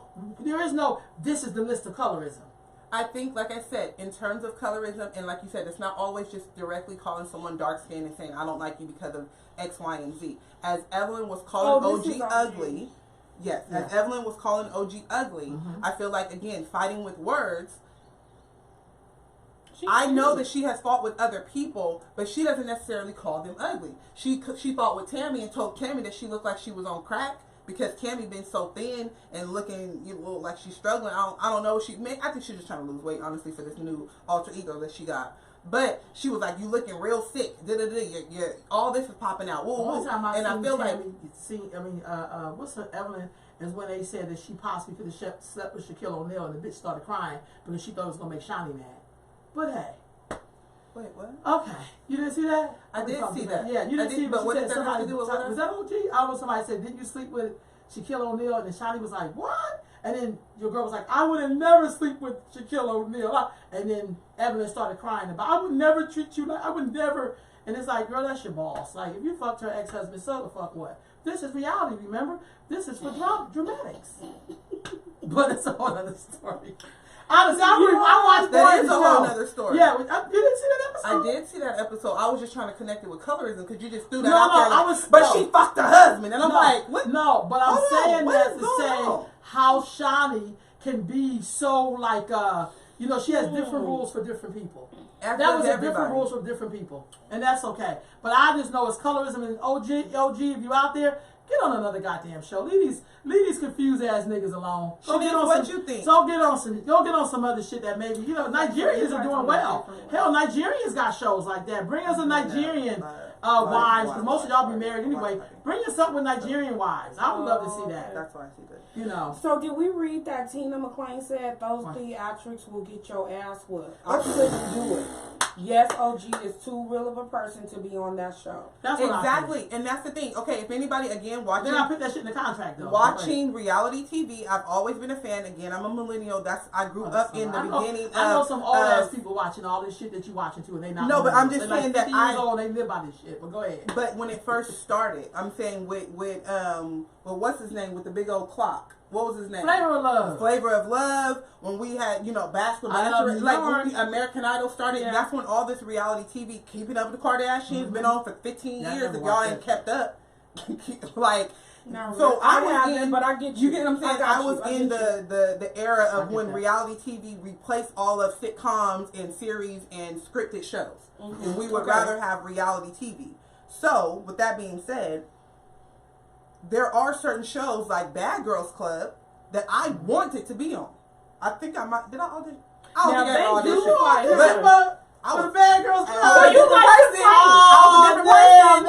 was a different person. Okay. Amen. But me and my best friend was like, we about to go on, like, because we was like, let me show you what you're not going to do. This, and it, like, because we was like, oh, no, because girls would get there, first day, somebody going through your bag and throwing it all in the pool. I will beat your ass. Like, and I don't know, like, for fun. You would have been OG then. You were back. But on Bad Girls Club on Oxygen, okay, that's the network that it came on. And for many years, that was a show that if you was about that life, let's find out. What's it really real though? People really got their ass on that show. Okay. There was no covering. Nobody got shamed. No. But there was no covering it up. It was no just we're gonna have the security come separate. No, like girls was really like fading. Like you sleep and I'm running up on you. Like it was literally like this is really a Bad Girls Club and let's see who's the baddest. Like you get what I'm saying? And everybody was constantly trying to prove themselves. This show is not rooted in that. I'm with you on that. So that's fake ass women, wives, ex-wives, wives basketball club. Basically. It's just showing the cattiness. It's showing how petty they are. It's showing the things that they go through as a unit, the views that they get, the perspective that they get. But go ahead. Wives are attached to husbands. They can't afford to put them up on there. Period. They have real names and they have real. Do y'all feel like we like that in real life? No. Feel like we are a like part of us is what's on. Do you feel like as sisters, as women, do you guys feel like? I mean, I'm sure that a lot of us is not running up on people, but like, do y'all feel like we're like that in real life? In terms of behavior as women. Yeah, I get that. I think some people are and some people aren't. It depends on who water seeks his own level. So I was gonna say. That's right. Like if you're around women and they all dramatic, that's because you in that shit. But I'm not around dramatic ass people. I just be like, you got some shit going on, don't call. I have a friend. No, for real, no. I have a friend. We real tight. Still working on. No. Look here. I have a friend. I know. Listen, I have a friend that we cool. She called me. It's all good. But if she gonna start talking about all the drama her boyfriend she dated, I'm like, girl, I got to go. Because I don't want to hear that shit. If you call me, this bitch, okay, that's my homegirl. Don't talk about it. She ain't on the phone with us, and we ain't all together on the phone ironing this shit out. Don't talk. So it's a way of cutting it off. So people don't tend not to bring that shit to you. They know you ain't into it. But there's some people, they don't even want to be with you unless it can be some drama. I've known people who's like, I don't fuck around, so don't come to me with that. But there are some people who live for the drama. Some people live for the funk. Some people live for the drama. Yeah, some people enjoy the smoke. They really do. I'm serious. Yeah, like it's That's like so true. Oh, like it was an issue. Like okay, I get that, but I think what she was asking is in terms of how we deal with conflict and issues. Or is it an automatic messy like that? Like is it messy and like so? What I'm saying is there was another video not too long ago. Okay. It was a woman who I want to say she was like in Target or something. It was a black lady. She was in Target with her daughter, and it was an article that was written about it off of this video. But basically, the white woman started recording because I'm assuming that the white woman went and reached over. There was a little girl like standing in front of a rack or something, and the white woman came behind her and reached over to get something for herself. And then her mother, the mother of the young girl, was like, "Excuse you," like you know what I mean? Like my daughter is standing there, and you just reaching over her like you don't see her. Like you should have asked her, excuse me, can I get this? You should have made some sort of. You don't just reach over my child and like what I'm saying, invading their personal space. So she had words for the woman, and then the woman started recording her, and so she got more and more upset. There were lots of people who disagreed with how that black mom reacted, and I was not one of the people who disagreed. So I don't know if the Lord just needs to still work on me, and I need to learn to count the that everybody is different. But I think that, but how you were talking about in rooting things to racism and rooting just how our dynamics are with white people, how we'll walk down the street, we see them, they see us, but we the one who move. You know what I'm saying? Like it's just a constant, and so I think that woman was just like, if there was anybody else who was right there, you would have said, "Excuse me, do you mind if I reach this or something?" But you just gonna reach over my daughter like she's not standing there, and I'm gonna have to remind you. That exactly. That was a trigger. Huge trigger. Huge trigger. So I feel like there are certain ways that we still handle ourselves. That, and again, when there's real conflict, when there's real drama, And I feel like that's a little bit different because she was kind of in mama bear mode. Like, you know what I mean? Like, so that's a little bit different. But ultimately, when there's problems amongst whether it be other black women or just in general, I think that sometimes black women really do have to let people know that I'm not the one. So let me look at this from a different way. I want you to look at it from a different way. Do you have people you hang around with that you don't fucking like them? No. Because that's what I think gets me with the show. No. Half these women really don't like each other because all they do is tear each other down. Then how the hell can It's for work. You go to work every day with people you don't like too. So No, but that's not work. That is work. That is their job. I get it that it's a scripted TV show that says it's a reality show. But what I'm saying is the reason why you probably can't use that as an example, because I don't know black women who hate each other guts like that and they all have to be together all day. I don't know. Because for work. I don't know black like I hate her. We're going to all go to lunch together. Because it's like they go to lunch together, they hang out together. It's not like they're working on the assembly line or at the job where they constantly got other shit to do. They don't bump into each other as much. They all sit around. They go to events. They're together. If I don't like somebody, I'm definitely gonna invite you to go to a goddamn event with me. I get your point, right? That's what's so unrealistic about it. If you don't like people, you ain't trying to rock with them. I get that, but they're just hanging out leisure. They're like, we have to work. Yeah, that's one thing. They're presenting work. I understand that it's their job, but hanging out together. But that's their work. Okay, you're not gonna hear me. I'm saying is that's their job. But you're saying you in just real life. In real life, it don't work like that. So I get that was what both of y'all y'all saying. I get what you're. What I'm saying is that that is their job, and their job is to sit around and tolerate people that they may not be that favorable of. That is, but I get that you're saying that's not real, unless you at Thanksgiving. That's different. But that's every you might be around family that's every that you now don't and want to then. be around, and like you get what I'm saying. But I'm saying so there are that's every now and then. Who's also gonna be there? Woo. And you like okay, let's take my shot. Somebody would be hurt if we did that every day. Okay, thanks. Erica West Odele, hey boo, hey. She said, I don't move anymore. When I said, well, we walk down the. She said, I don't move anymore. We will play chicken, and if you bump it, let it be. She like, I'm going to just bump you and just keep on moving. You felt it, I felt it. It is what it is. You didn't want to move. I wasn't moving either. I feel you on that one. I'm going to start doing that. But I don't know. Is that rude? No. See, I don't think part of keeping it real makes you rude. It just means you keep it real. But I think sometimes when... But they'll be like, oh my God. Did you see? She just bumped me. You said it just like, oh my God. Because they be really feeling like that. Like, oh my God. But I also like, why would she do that? Like, it's like, because you didn't move, stupid. You didn't see me walking down here, Becky. I agree. I just know that in order to have peace in the world, I try not to be around people who I know that I may have issue with. Like, I'm just not going to spend time with you like that. Even if we go have a gathering, I try to stay far. And that's why Tammy is off. I'd be like, because like you said, you don't watch the show. Tammy has for the last 2 to 3 seasons, because again, you're contracted, because this is your job. Yeah. This is a paycheck that you get in, okay? Yeah. So let's be clear. You are contracted to come to, maybe we might have 10 recordings, and you have to agree to be at 8. And Tammy will show up and be there for 12 seconds and be like, I fulfilled my contract. Y'all didn't tell me how many minutes I had to be here. I had to make an appearance. I had to show up. I had to be mic'd. I had to, you know what I mean? I did what I did, and I'm out. And everyone keeps saying that, like, and that's why she's not on the show no more. Because she's like, I'm over it. Because I'm going to really lose certain endorsements, certain things I'm trying to do, because I'm being around people that y'all got me messed up at the end of the day. Because imagery is everything. Some of us don't know this shit is scripted. I don't know if it's scripted. No, well, I think that what it is. Because the louder you are, you get more followers. Let's be honest. It's like I don't think that it's scripted. I think that they know certain things are gonna happen, but we don't know what the end result's gonna be. It's kind of like you said, this person don't like each other, this person don't like each other, this was the issue, boom, let's see what happens. Why we can't be like Dynasty and shit? Like, why we can't be like Dynasty, so you're not a sitcom person? Dynasty, we all, bro. So, yeah, but you don't know Dynasty. Dynasty is a soap opera that came on at nighttime. But they used to have like Alexis on there. Yeah. And Crystal. And these two motherfuckers hated each other guts. But they threw did shade.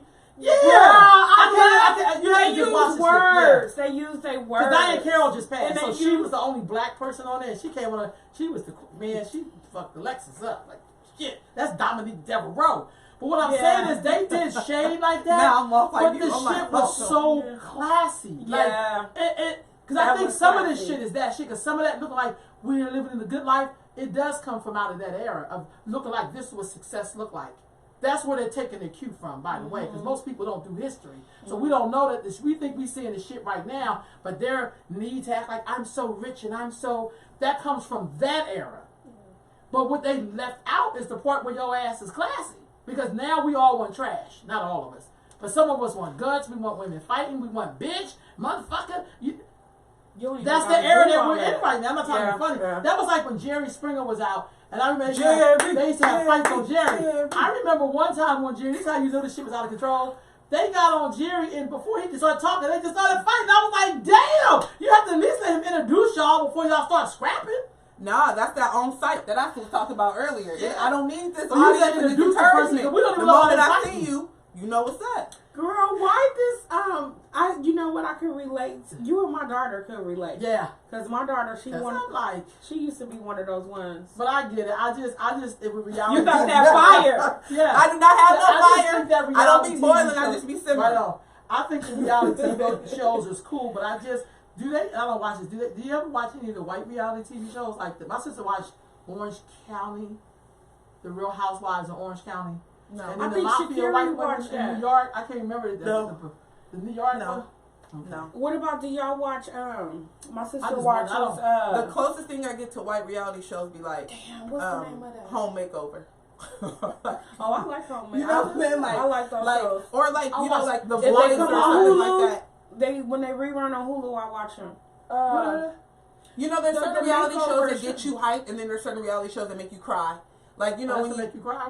Yeah, well, I'm just saying, they be like, oh, we got this person, and they came from this, and they did this, and we're gonna redo their whole house. Oh, gotcha. You know, Okay, and you be okay, like, okay. They so deserving. Yes, like, yes. be like, Makeover. So that's what I'm saying. Like, so it's certain you. reality shows that it's like it has certain, you know, y'all watch ways that they. Wife Swap?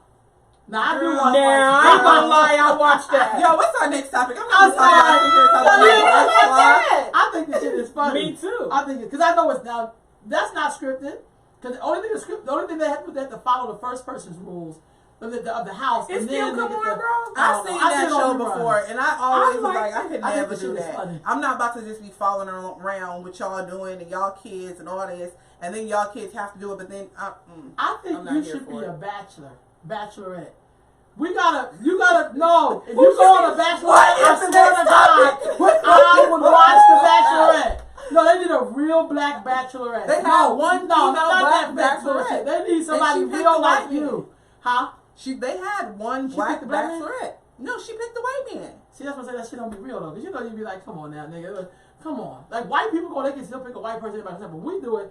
You know almost that we ain't gonna pick her. I hate to see us competing against motherfuckers that you know ain't even real. Like, why we gotta compete against? You know goddamn well, but I don't know. They've never had a black bachelor. So this is a show that comes on. Bachelorette. Yeah. When you have to compete for this, it's like Flavor of Love. But wait, hold on, pause, bro. No, because I don't watch TV that much. You've never heard of The Bachelor? No. Or Bachelorette? No, but I believe y'all. Okay. I believe y'all. Damn. No, because I don't watch TV really. I used to watch. I watch Power. I know we kind of going off topic. What about I don't know what topic Dating in the Dark? No, Dating in the Dark. You never watched that either? What about 90 Days? No. Dating in the Dark. Yes. And I don't know about Dating in the Dark, but I know about Naked and Alive. People be butt naked and then survive. I know Married in 90 Days or something. I see 90 Days. 90 Days. Yeah, it's just people bored, girl. Yeah, what's the network? Nothing to do. I don't know. I scroll past it. No. What's the one that one? Libby, don't influence them. She said I would pay to see Juanita on. Me too. Hey, look, we gonna put you on there. She gonna be the Bachelorette. We gonna call it the real Bachelorette. No, ma'am. Can you imagine a bunch of men competing for her? Oh man. Absolutely. You just can't be violent. You can't say that you gonna slap his face and you can't say none of that shit to the man. I could not entertain that, honestly. I think you could. I think you could. I think you would be a great bachelor. And I'm not just trying to hype you up, but I think that would be real. I think a lot of black women are like, can relate to you and see how would you pick a man like that. You think you couldn't pick a brother from a bunch of brothers and the white boys, whatever you went to? Oh, no, I don't do pink. I feel like. Shit, okay. I'm just saying. I'm not the type to, people like who they like. If you like, dark meat, light meat. You know, that's just not for me. I like black men, and that's gonna be it. That'll make it even realer. And that's why that I would never make it as a bachelorette. Yes, you would. Because they would not have an all black. No, what you do is that you and then when they have the white dudes, people and I'm like, no. You in the back, I see you. You can go ahead too. Like, and that's then what what? you're supposed. But see, that's how you eliminate. You know what I mean? That's how you be like, okay, you know, all the white people get cut first, and y'all already, they don't tell us that, they just cut our ass. Then they call me a like, racist. well, I'm just not, you know, you have to go to character. You never mention, that's how racism works. You never mention the skin. Right. Oh my God. And so that's why you make those pancakes. I didn't like his hair. It's too greasy. And the way he's looked at me, you know, it was just. I don't like that. It would make me uncomfortable. I'm more like when hot white men sauce. look at me, it would be uncomfortable, honestly. You know, so I'm just. So I'd be like, what are you looking at? All right. So I'm just saying, reality show. So I think if you're. I could be, like I said, the only reality show that I ever thought to get on, and actually, actually there's been two. One was Bad Girls Club. Okay. And then the second one really feeds into the first one, honestly. What? The second one is Iyanla Fix My Life. Because I like Fix My Life. I like it too. I like it too, too. but that's what I'm saying. If you really think about the fact that I wanted to be on J-Bone Bad Girls said, Club, why don't we do For real, Bachelorette? We should do Bachelor. We could. Maybe we can make like a date. Like maybe we can have some. She said then we could keep it real. That's what I believe. I'm just saying. Listen. Iyanla need to fix my life. How she need to fix your life? What's wrong with your life, girl? I'm blessed, amen. I'm living, breathing, and got a healthy child and body myself. But there's always space to grow. And, you know, like I said, the Lord is still working on me. So there are things that I feel like people have to. No, but people have to. They have to heal from trauma. That they've had from childhood. Some people be messed up. But I feel like there are things that sometimes people create in their own actions. But then I feel like a lot of it is, like you said, it's more psychological. And it's how, you know, if you was this month is anti-bully or bully awareness month, I believe. Mm-hmm. And so let's say you were bullied as a kid. You know, when they talk about the impact that bullying has and how it impacts your ability to see yourself, your self-esteem, like you internalize certain behaviors. So I just feel like things general in life, I think that in general, counseling is so good for everybody. I think that counseling should be for everybody. Yeah. Everybody has gone through certain traumatic things, and everybody has this level of brokenness. Yeah. And because just how you said, but people on that show be really fucked up. I just feel like ultimately we cannot measure. We dress our shit up. That's what she's saying. No, I don't think that we can really. You may not look like you have things to fix. That's what I'm saying. But sometimes we realize how we can navigate through shit, but that don't mean I ain't got shit going on. Absolutely. That's what you're saying. Absolutely. And that's what I'm saying. Everybody has a certain level of trauma or brokenness that they might experience. And when we try to measure their trauma, well, I went through this. You only went through this, and it's I get that. Okay, but I doesn't mean that what I've gone through doesn't mean anything and doesn't affect me. There's people who've gone through less than me, and they still chose to jump. That's real talk. What I mean? That's real talk. Why that's real talk? This girl got some sense. Of course she got some sense. No, she ain't with me. So what do you think? Do you think this judge was bullying when he said this 21-year-old? Erica said, "You eat too much mayo. You gotta go." The Bachelor. The Bachelor. Sorry, I just called her comic. She said, "Because how we said we just gonna eliminate the dumb stuff. We ain't never gonna call it." You know, my preference or nothing like that. It's just when you made that sandwich, you used Miracle Whip. Yeah. I don't do that. You know what I'm saying? Like, we got that taste.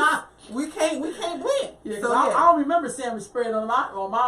You're so funny. Yeah. That stuff is so nasty. So a 21-year-old was arrested for oversleeping through the first day of jury duty. And you know that's ridiculous. So you see that on your feed? I did see that. I'm looking for the man, he got like he has to do so many hours of community service. 10 days in jail. He has to do community service too. Yeah. And a fine. Do you think that was in a fine? Do you think that was too much? I mean, I think that there's consequences for missing jury duty. Huh? I don't know. Wait a minute. What did you just say? I think there's consequences for missing jury duty. Right on, J-Vine. I'm not saying it's right. I'm just saying I think that there are consequences. I've never missed jury duty. I never went to jail. If we can do something, can I get on a jury? That is like my lifelong goal. And look, and the lawyers be seeing me like, get her ass off. Because I'm going to sit there and argue. We're going to be here for 9 months. I'm gonna be like, nope, they not guilty, and ain't nothing. It's gonna be a hung jury, or I'm convicting all of y'all. So this person probably wasn't. So he's not a millennial. What's the generation after millennials? Generation X. So he's Generation Xer. Now here's my thing. Who? Do you know I'm the guy, Generation the 21-year-old, the 21-year-old? So no, we're X. No, not me. I'm talking about his generation, not mine. The 21-year-old is a Generation Nexer, right? Well, yeah, maybe next gen. He's not an X. We are. I X. thought Yeah, it was. we're X. I meant to say Generation. I don't know. Generation Next, I guess. I don't know. I don't know this shit. But I will say this. I feel like I've seen sometimes with younger folks, not all. Older people do this like this person was lazy. I bet you they was lazy until they was young. That's how I look at older people. Like, but sometimes I see them do shit. I be like, why the fuck would you oversleep? Why shit you need to be on time for? Why you ain't on time for that shit? But if it was a concert or some bullshit or stand in line for some Nikes, your ass would be on it. So I think there should be a consequence for your ass not I think showing that up him to just jury being duty. honest and he probably got there late or whatever. He overslept though. And he was honest and just said, instead of coming up with an elaborate lie, I just got in an accident and da-da-da-da. You know what I'm saying? Like my grandmama was in the hospital, she had a heart attack last night. Instead of having this dramatics again associated with what happened, he told the truth. J. Pop said, we don't like the sentencing for black, but we don't show up for jury duty. Hello. Okay, Hello. so can I be honest? Oh with y'all? shit! Can I be honest with y'all and tell y'all That's so something? true, Jay. Do you know that in all my life, my long years of living, I have never been to jury duty. But why? That's But what Heather just said. Not only has she never been, but she would never want to. But why? Well, I always thought that it would be nice for me to be on jury duty. I don't fill out the paper. You know, I get the thing with the jury, and I don't have a warrant for my arrest either. Yeah, I'm always answering mine back and be like, I can't make it, or you know, I used to get called man. working with the district, and people have made this comment before. It's something about being a teacher. I think that I don't know how they know certain occupations or whatever. I don't know. But a lot of people have said like teachers always get called for jury duty. And maybe it's because they assume there's a level of neutrality in there, or you know what I'm saying. Just if you're working with kids, you want the best for society or something like that. But black teachers ain't got chosen either. No, I know a lot of teachers who got called all the time. They have to have substitute teachers because they got called to jury duty. But I don't know. Like I said, maybe it's just a commonality that I've observed. Was too harsh.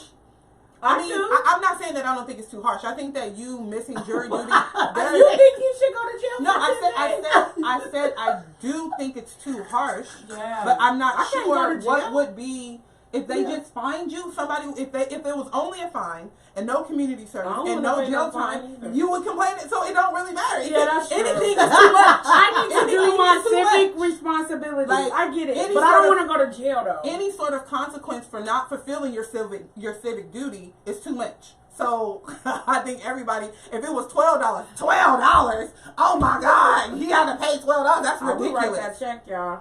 But I need to start doing it. So the next story says the city shuts down the preschool's form stand. Now what the hell? Why is did this? you do that? Wait, huh? A preschool has a form stand, and they shut it down because they didn't have a permit. A farm stand? A little form you go out and sell. It's like they got their lemonade stand. They had a form stand and stuff that they, formed, they sold the stuff. That's preschoolers. Where's your permit? You know what's funny? I was driving down Green Haven and I seen this little girl selling lemonade. I almost called the police on her. I swear I did. I swear I did. I almost called. And then I said, let me not be one of them white folks. Why would you call the police? That's what they do. Oh, it was a little white girl? It was a little white girl. Oh. And I was going to say, do you have a permit for this? I was really going to call. Okay. And I was really going to go by. But I was like, what if she was really black? If she was black, I would have bought some lemonade. What if she just looked white? But you could do that now. You can pull on the side of the road now. No, I don't know. She really, I feel like she was really in front of her house, quite honestly. Like, she was just on the sidewalk in front of her house. But so I'm saying, like, if you don't need a permit to have a garage sale, why do I need a permit to sell lemonade? Like, you get what I'm saying? Like, I don't really get it. But I just think that's jacked up. But I really did almost decide to call the police on her. But I had somewhere to be. I didn't have time that day. But if I had time, let's say I wasn't coming from my house, I was going home, I would have had time. And I want to tell y'all one of the things I do subscribe to. So this is what I've taken from white people. So I learned stuff from white people.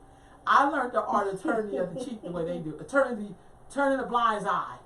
Because that's what white people do. They see some shit, they be like, I don't really know everything that happened. Did something just happen? You didn't see this shit go down for 15 minutes. No. So usually when black people do shit, that be like, oh, I didn't even notice that. Because you said she was white. I was like, okay. So then my next story is, because that's what they do. They don't say, oh my God, that's so not okay. They don't do that. They act like, well, next. You know what I mean? So I don't know. I wanted to get to, I'm trying to hit all these different stories and laugh my ass off. So let me get to this. What about story. the Buddhism? Oh, go The who? The who? Girl, when I said the Buddhism, I meant the voodoo. Voodoo. Where you see voodoo at? About the 23-year-old. Oh, so there's a 23-year-old, he's another Generation Xer, Yeah. who basically is preserving the history of New Orleans using her, she's a historian, first of all. She's 23, Right. she's a historian. Boss. That means she studies some shit. And What makes her a historian? Huh? What makes her an historian? Because she studied the history and she preserves it and she also shares it. Mm-hmm. That's what it's a historian. They do all the history. I think I may be a lightweight historian because I be studying the shit out of stuff. Mm-hmm. But she's fighting for New Orleans and the history and the legacy of New Orleans. And they got gentrification going on down there big time. Yeah. So she's fighting to preserve all of the history, that's happened in New Orleans that she know about. But she's 23. She didn't wait till she get 50 and be like, I've been studying this for 10 million years. I think that's awesome. And I think we don't ever. I think hear that's about why that. I question how she could have been a historian at 23 years old. Study. Like I feel like Katrina happened in 05. But That she was studied, 14 years ago. So you was. Yeah, it's like when somebody get a PhD and they be 31, the PhD when you have to study, you become a doctor. I know somebody became a PhD when they was 23, 25, and they earned a PhD. When they get out of high school at 12? Girl, please Yeah, don't that happens though. But being a We do have historian brilliant is people like somebody that. who participates in anthropology. Anthropology. Right, and they do ethnographic research. Yeah. So we can go and we can do that, and we're preserving it, we're curating it, we're making a record of it, and we're sharing it. You're a historian. Okay. That's right. I mean, add that to my And resume. some people are historians even of their family. Yeah. Like you can know the history of your family. I'm just impressed because she's not the Some normal. of us is also just storytellers of our family. Yeah, that you could be a storyteller as well. A griot. A griot, yeah. But I also think that's impressive that young people could do something like that because normally we don't hear about young people like her. Yeah, we don't think that interest. none of them are able to Take do an that. interest. Yeah. I was like, and wow, understanding the very value impressed. so early. I know that you were joking about saying, someone's 50 years old, but sometimes, again, I feel like it takes years to gain wisdom to understand the value of what you've, been around and the value of what's... Go ahead. It's what? Sometimes No, it's like don't this. come back. No, because I get what. No, I don't want to interrupt you. Go What? ahead. No, Go ahead. what? No, because I get what you're saying, but then I Oh, also wow. too there are some young people too that are wise. No, I agree. So, No, but that's I all get I was what just you're saying. saying too. I was just though. saying that she was making a joke about, you got to be a certain age to be like, I've been doing this, since, since the light bulb clicked for me, I've been doing this actively. Right. But I'm saying that the light bulb clicked for her off the rip, basically. And Or sometimes whatever. you could be from when you're a baby surrounded by elders and older people who, it's like basically when they had geniuses like, his birthday was just this past week. I told my mom I was Donny a genius Hathaway. the other day. Yeah, Donny Hathaway was a child prodigy and he was Yeah. like 3 years old on the piano. It's like, how could that be possible? Like, how could you be... I think this is dope, you guys, because you know how we feel like voodoo is. I know I'm making a gross generalization, but black people feel like voodoo is like taboo. Mm-hmm. When voodoo, this lady here is preserving what voodoo really is. It's really, to me, it sounds like law of attraction. It is. You know what I'm looking It at? is. She like it is. No, I I'm know saying about it is, voodoo. but we also know that people demonize things that they don't understand. So for And this, that's America. They demonize everything about everybody that come here. so for this 23-year-old to be like, I think we got a lot of brilliant young people. yeah, I think that's dope. I think this is dope right here. Voodoo. Yeah. Look. Look how she looking at me. I was waiting for y'all to go somewhere I'm with afraid this of voodoo. Christians, but I don't tell people that. I'm highly afraid of Christians. You afraid of them? Oh my God. You seriously. afraid for somebody to pray No. for you? Oh Or- yes. Oh my God. Because it's the energy. It's just the way that they assume that that it's okay to put your belief on other people. I'm so afraid of Christians. But You- you're wait, saying hold on, Christians hold because on. everybody does that. I'm gonna whoop you, bro. Yeah, Everybody think they're. I'm sorry. No, you're fine. Because I'm sorry. I think everybody thinks their religion is the way. I think there's Yeah, nothing I was wrong gonna say with it because as you long saying as you- pushing it on somebody, I feel like the people who come and knock at your door is pushing it on you. I feel like if I'm telling you the way of the light and I'm trying to save your soul and I'm like, hey, But sis, how do you I'm assume going that this my way. soul is lost? But I'm saying if I'm saying, hey sis, I'm going this way, you look like you going in the wrong way. You should come with me. Now I'm making a suggestion, a recommendation. You know, if I just dropped it in a little box, I suggest you come with me. But I'm not forcing it on you. I feel like the people coming to your door, it's forcing it on you, asking you to let me come in and come into your house every day. I'm gonna give you a good example. I was in the food co-op one day, and there was an elder black woman. She had a bunch of medicine, like pills, and it fell out of a person, like the bottles. And so I immediately picked them up for her.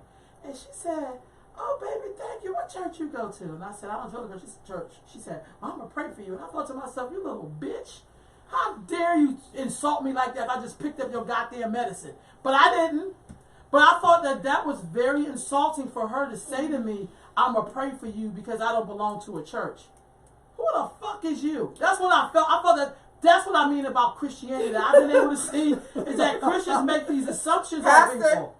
No, seriously. And I think that's as dangerous as the way we see other traditions that we don't understand. We're like, that must be evil. No, we know the history of Christianity and all of the monotheistic religions and how they oppress people in the name of it. So I think there's good and bad in all of it. It depends on how you choose to use it. I was taught that the Bible, the Quran, and the Torah, so if you're looking at those three, could be used as a tool to your enslavement or a map to your liberation. When I see all the religion that black people got, I think the shit is more like a tool of an enslavement. Because we ain't liberated shit yet with that. All we do is judge other people with it. It's a judgment. We're always using it as a sword instead of a shield for us to get our shit together. So I agree with that point that you try. But no, I ain't afraid of Christians. But I also think that there's power in prayer. Like I believe in prayer. But all of those traditions pray. No. No, I'm clapping this piece. But I'm saying all of these so-called or spiritual traditions or religions, all of them institute prayer. Yeah. That's the crazy part about it. Yeah, but I get what you're saying. There's prayer and there's worship. That's associated with every religion. There's rituals. Because it's a religion. That's what makes it that. Now you over here talking about bitch. Don't say you gonna pray for me. No, I would never pray for you like that. I'm saying I have the right to say. No, I have the right to say. Bitch because they say they don't pray for you. No, because I didn't call her a bitch. I thought in my head. But that's the spirit. No, that's not a spirit. Don't tell me it's a spirit. That ain't no spirit. What I'm saying is it was disrespectful for this woman as a Christian to even say that to me. See, if I was a white woman, you know what she'd have said? "Thank you for helping me pick up my stuff. God bless you." And she'd have kept shopping. But because I was a black woman and she was an old ass black woman, she assumed that I went to church. That's an assumption. You should never make an assumption. Yeah, I believe in the separation of church and state. She was washing the blood of bullshit. But you don't be coming up on me like that. No, I didn't call a woman that. I swear to God, anybody know me? I love my ass. I have one question. Shit. One question. If you sneeze, if I say bless you, I'm cool with it. No, I understand energy. So for me, I'll be okay with you. I understand energy. I think black folks, we overdo it. We make assumptions all the time on each other. I always say, I know a good Christian. One of my community, well, she's an elder, she's an ancestor now. Miss Lillian Moley was a Christian, praying woman, the whole nine. But she would tell the truth to you too. She wouldn't just. She lived her life in the belief. She lived it. She didn't have to say pray for you because she was out there doing the work. So she didn't have to be like, I'm going to pray. She prayed anyway. She didn't need no recognition for that. I think religion got black people fucked up. That's what I believe. I believe religion has been like a crutch to black people. Spirituality is a little different. Because in spirituality, you got to do the work yourself. In religion, you have to stay in the box and people have to show you the way. Do whatever you want to do. But I just feel like there is something wrong when we make assumptions about people's spiritual belief and we don't know shit about it. Because I know some Christians who are on point, and I know some Christians I would never want to do shit for me. I know pimps who are Christians and who pimp on Sundays and on Wednesday evenings, and then the rest of the week is some undercover pimping. But what I'm saying, I know some Christians who are righteous. Same thing with Muslims, is Buddhists, is Hindu. I have friends in all walks of life. I just don't have a bunch of Christian friends. I have friends who are atheists. Atheists are some of the realest motherfuckers I know. They don't believe in God, they believe in good. See, that's your I'll judgment. rebuke you. Well, that's okay. How How you gonna rebuke somebody? That in itself is disrespectful. Oh my God. How you gonna rebuke somebody? Yeah. I ain't never heard about an Let's atheist go. killing people, but I heard about Christians killing up millions of people. But that's a whole nother story for another time. 'Cause you know, you can't really talk about this, but I just feel like we gotta stop being so damn like all black people aren't Christian and all black people aren't Democrats. And we can just start with that too. We'll be fine as a people. I understand that, but I think that it's a bit extreme to be offended by someone's intentional, like they're just being kind. Like, no, they're not. They're being judgmental. That was a judgment. I get that point. I get that point that you're trying to make. I get what you're saying and how it was perceived by you. And even Erica said, I could see how people saying, I'm going to pray for you, could be in very different ways. If someone meaning it in a very sincere and genuine way, and, you know, I'm going to pray for you, I pray for your strength, and, you know, something like that, you know, whatever. And then somebody just like, oh, that person doing, okay, I'm going to pray for them. Because it ain't nothing I'm going to do to help them. I can't help them. I'm not going to interject myself. I'm going to just leave it to God. It's up to me now. It's kind of like this lady. She went like this. No, I'm sorry. I'm sorry. You right. She wanted you to feel like the Amber lady. I'm sorry with my facial expressions, y'all. Oh, I didn't mean to do that. I'm just I'm sorry. from her. They saying my facial expressions when she be making comments, and I be like, no, but I feel like Ro is saying that the lady felt like she was out of favor with her creator because she doesn't go to a church. Absolutely. And so that does like kind she of was a feel lost like spirit. She was a lost soul. Yeah. And that she wasn't able to acknowledge her kindness as just being a kind person, and it regardless of her religion. With something. Right. It's not that I don't understand that. I do understand that, but I'm saying to take it to be like that was offensive to say that you're going to pray for me, that I find that church, that I find, you know, whatever institution that fits me. I just feel that's like not what she meant. She meant it as in like, how dare you not be in church? Yeah. It's like, what if I was a Buddhist? Did she ask me what temple I went to? When I'm working up, I say, well, what's your spiritual faith? I ask people, just I don't say what church you go to, what mosque you go to, you know, or e-lane you go to. I but say, maybe that's no. That's but the my thing is, if we're gonna do has. this generic, we evolve shit, then we may start using the proper words like, well, what's your traditional faith? What is your spiritual? But why can't we talk to each other? That? A lot, because I don't live in the same world you live in. I live in a world with Africans from the continent, from the Caribbean, who all don't practice the same thing. I grew up in under attack. When black African Americans come up to them, we do that. I grew up. We're not divert. I don't know nothing. Church of God in Christ. Church of God out of Christ. Church of God around Christ. Church of God, no Christ. Church of Christ, no God. I mean, shit. Come on. All right, let me stop. It's hypocritical. Look. So Delphine is saying it is hypocritical to assume only a so-called Christian does kind deeds. Yeah. It is. You go ahead and finish. I'm sorry. No. It is the relationship you have with humanity. She assumed she needed prayer and overlooking Ro's kind deed. My thing is, why would you say? And I swear I didn't call it. In my mind, I was to myself, man, you're out your fucking mind. Like, why would you say that to me? I felt like if I was a bad girl, I'm like, give me that medicine. Pick that shit. Pick your own shit. Fuck your medicine. No, I understand. But I didn't do that. I didn't step over her medicine as it dropped. But what's wrong with simply saying I'm gonna pray for you because it's you don't have offensive. You don't have a church home. Act like I'm a white person. But we're not act like I'm a white person and treat me with some damn respect. But put some respect on it. But I just said I'm gonna pray for you because you don't have no church home. I don't need you to pray for me. But Juanita, so I don't see the offensiveness in it. I think not to you, so I was offended. No, right. So from Juanita's perspective, and I'm about to make an assumption, but I don't mean to offend you. Like assholes. I have one, but go ahead. I believe that it seems like you've only been exposed to Christianity. Yeah, that's the only religion black people believe in, mostly. See, that's what I'm saying. And we're the smallest percentage of the whole world. There's more black people in Latin America. And there's more black. The largest black community in the world outside of Africa is Brazil. But this is the only thing that black people believe in that she knows. So, Queen, let me tell you, honor that. I grew up in a Baptist church. Yeah. I went to Catholic school. Yeah. I was married into a Muslim for over 20 years.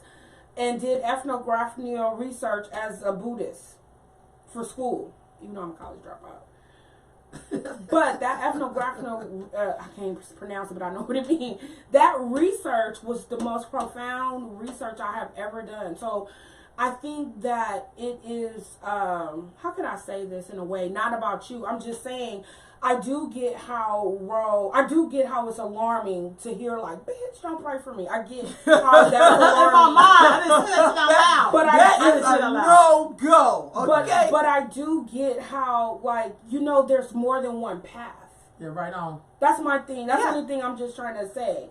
And so, yeah, there's more than one pathway to enlightenment, if you will. You get what I mean? And what I'm saying is that all that old lady could have meant was, I'm going to pray for you. Like, why couldn't you just say thank you and keep going? Because the same way people say God bless.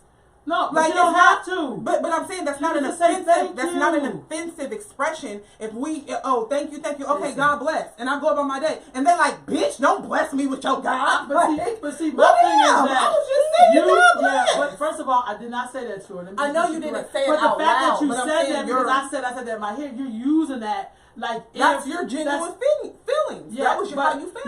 You want to validate that feeling, but not the feeling of me feeling disrespected. And that's what I'm trying to understand. That's that Christianity when you. No, I'm trying to understand that to back up your logic. Hey, Lori, but it's okay. No, I'm trying to understand. That didn't happen to you. That happened to me. I'm trying to understand. But you don't understand. Because if you understood me, you would understand how offensive it was for her to say that to me. But that's how I know. But then I understand that it's not in you to be balanced like that because you just don't. Now, if I was talking about Shani O'Neal, you would totally understand that. But we're not talking about Shani O'Neal. We're talking about Rolanda and Rolanda being disrespected. You don't hear that part. But if you are at Target, and they give you your money and they say God bless, they say thank you. So you don't go to Chick-fil-A because they do bless you. Well, I don't know about Chick-fil-A, but I tell you this though, most people just say please and thank you. But if most people say please and thank you in the world I'm in. Now maybe in your world they say God bless you. Because I'm going to divide us. Because for those of you like you say God bless you. God bless you. But for me, I'd rather have a please or thank you. So you have a world and I have a world, and sometimes our worlds cross over. They don't. No, they do. You guys, she's still echoing. We are on Sunday sitting. I just want to know. We about to cut into a little beat. And guess what, y'all? I'm out. What, y'all? SpongeBob, I'm gonna head out.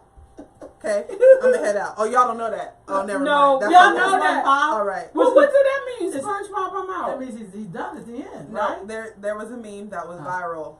See, y'all don't know about that, obviously, but I'm ignorant. It was just a SpongeBob meme that was, you know how memes go. It's just one picture, but different captions constantly with the same picture.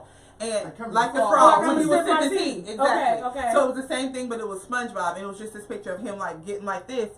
And then someone said, I'm going to head out. And so it was like, when you're dealing with a toxic man, and he like, if you leave me, you're going to be like everybody else.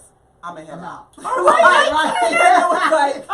it was just like a bunch of stuff like when your boss be like, what you doing this weekend? Not working. I'm going to head out. Like, you know what I mean? So when you just did that, I saw like SpongeBob. I'm going to head out. Like, I feel like that's the beauty of having difference of opinions. Oh, yeah. And I don't know. I think religion is one of those topics that I think that's one of the kryptonites. I think it's a great divider, and I think Lori, I don't even know what we're talking about at this point. And I think it keeps us set tripping though. Huh? I think religion keeps us set tripping. I think so too. I think so with too. each other. I think so too. Obviously, absolutely. Because I feel like we'll talk about diversity with white people. We get super diverse, but with each other, we act like no, we're all in this bucket over here, and then we don't know what to. So I seen a good documentary on Vice, and it looked at black conservatives. I actually enjoyed it.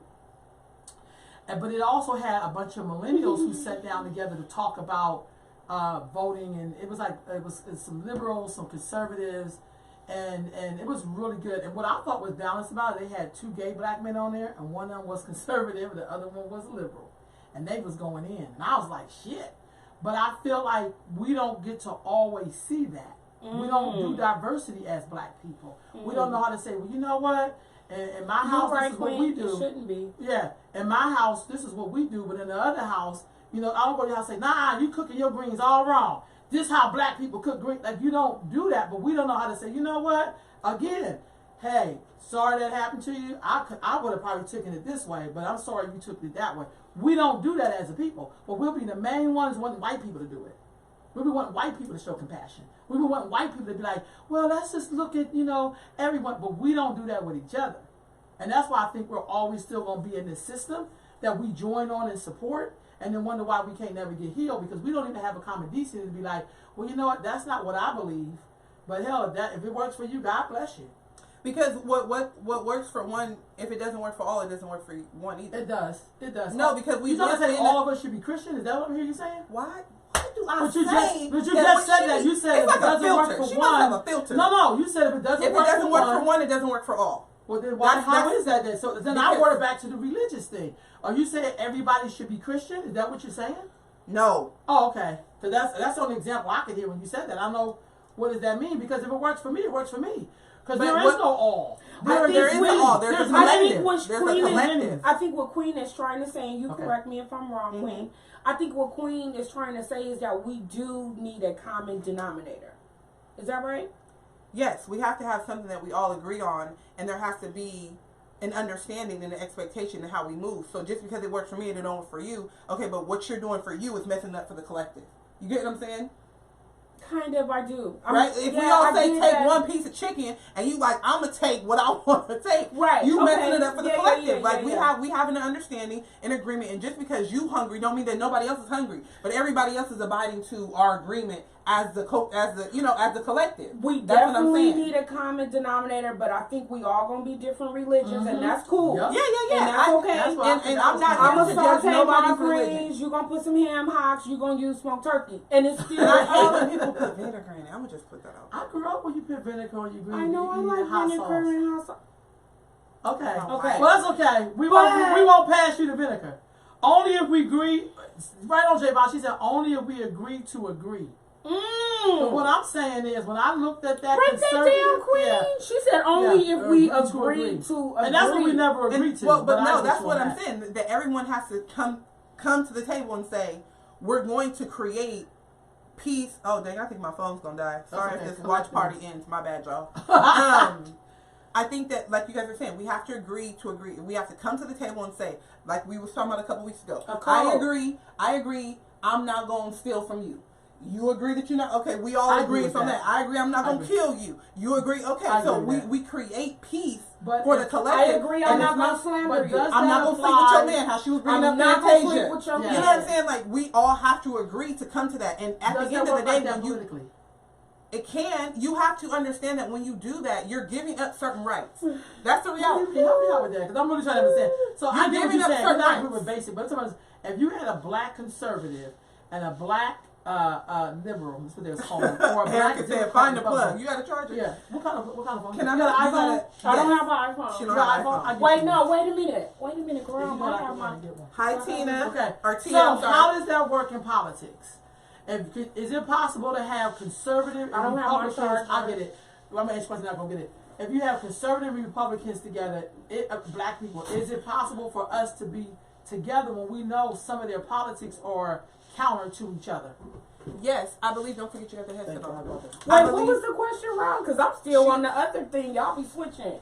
I'm fast. I'm trying to process. She said basically, can it be part of politics when you have opposing views? If you have someone who is rooted in their Democratic views compared to someone who's rooted in their Republican views, can that be? And I still feel like that can be. It's just a matter of finding. Thank you so much. Ooh, she got the extender cord coming through. I know, Ro got everything. Go ahead. I think that it can be, and again, just as I was using with an example before, we have to agree to. I'm charging. Boom. We have to agree that I'm giving up certain rights that I have, right?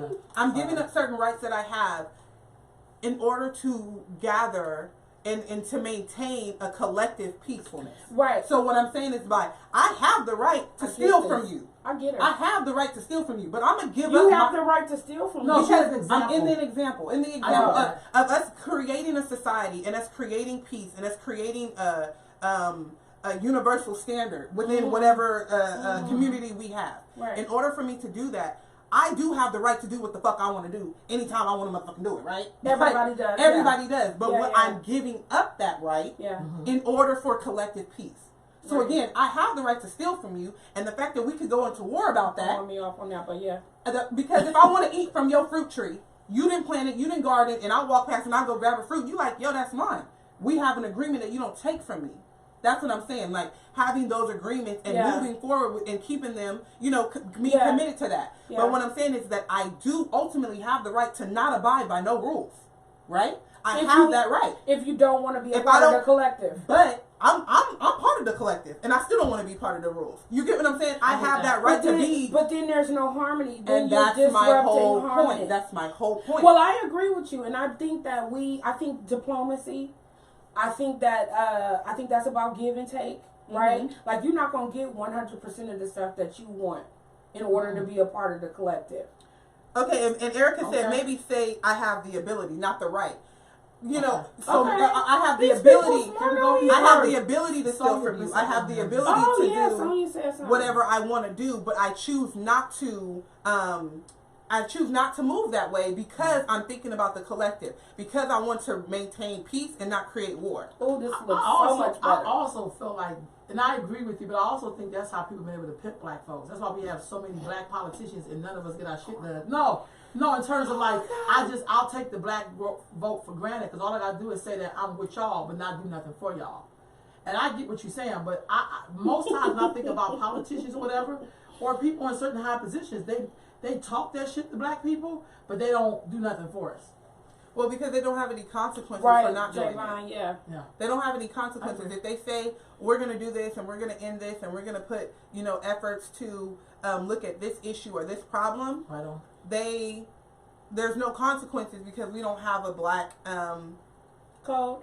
We don't have a black support system. We don't have enough power, as you guys talked about. We don't have enough economics to say, yo, you said you were going to do this, and now here are the repercussions for not following through. Right on. If you don't follow through, it ain't nothing. We're going to be like, damn, we was really hoping you was going to do it. I agree and that's just what it is. We don't have a real collective, a leader, or something that everybody gets behind. And I also think when you don't have that, that's when you have a black different type of things that you thought you have a black Mormon. I'm just an example. When you see black people in places we've never been in before, it's because we didn't have space for them at the black table, and we didn't really show any kind of leadership in our community. That's why people go join other teams, not trying to clown. So when you look up and be like, damn, how can it be? Like, I know some black Mormons. I've never known a black person to be Mormon. Oh, you actually know? Yeah, I know 3 black Mormons. And I'm like, they didn't let black people start being Mormons before 1975. And they thought you was a curse. But my thing is, they must have got something out of it. Maybe they did. No, yeah, I'm not saying it's okay. I know you did the roll of eyes, but I feel like I know when you she do can that, roll them eyes. But I always try to look at what is it about them that they rather go over to that side than to be here on our side. But shit, sometimes I don't want to be on our side because you doing shit for black people. They steady shitting on you. It's like, wait a minute, motherfucker, I'm the motherfucker helping you. So.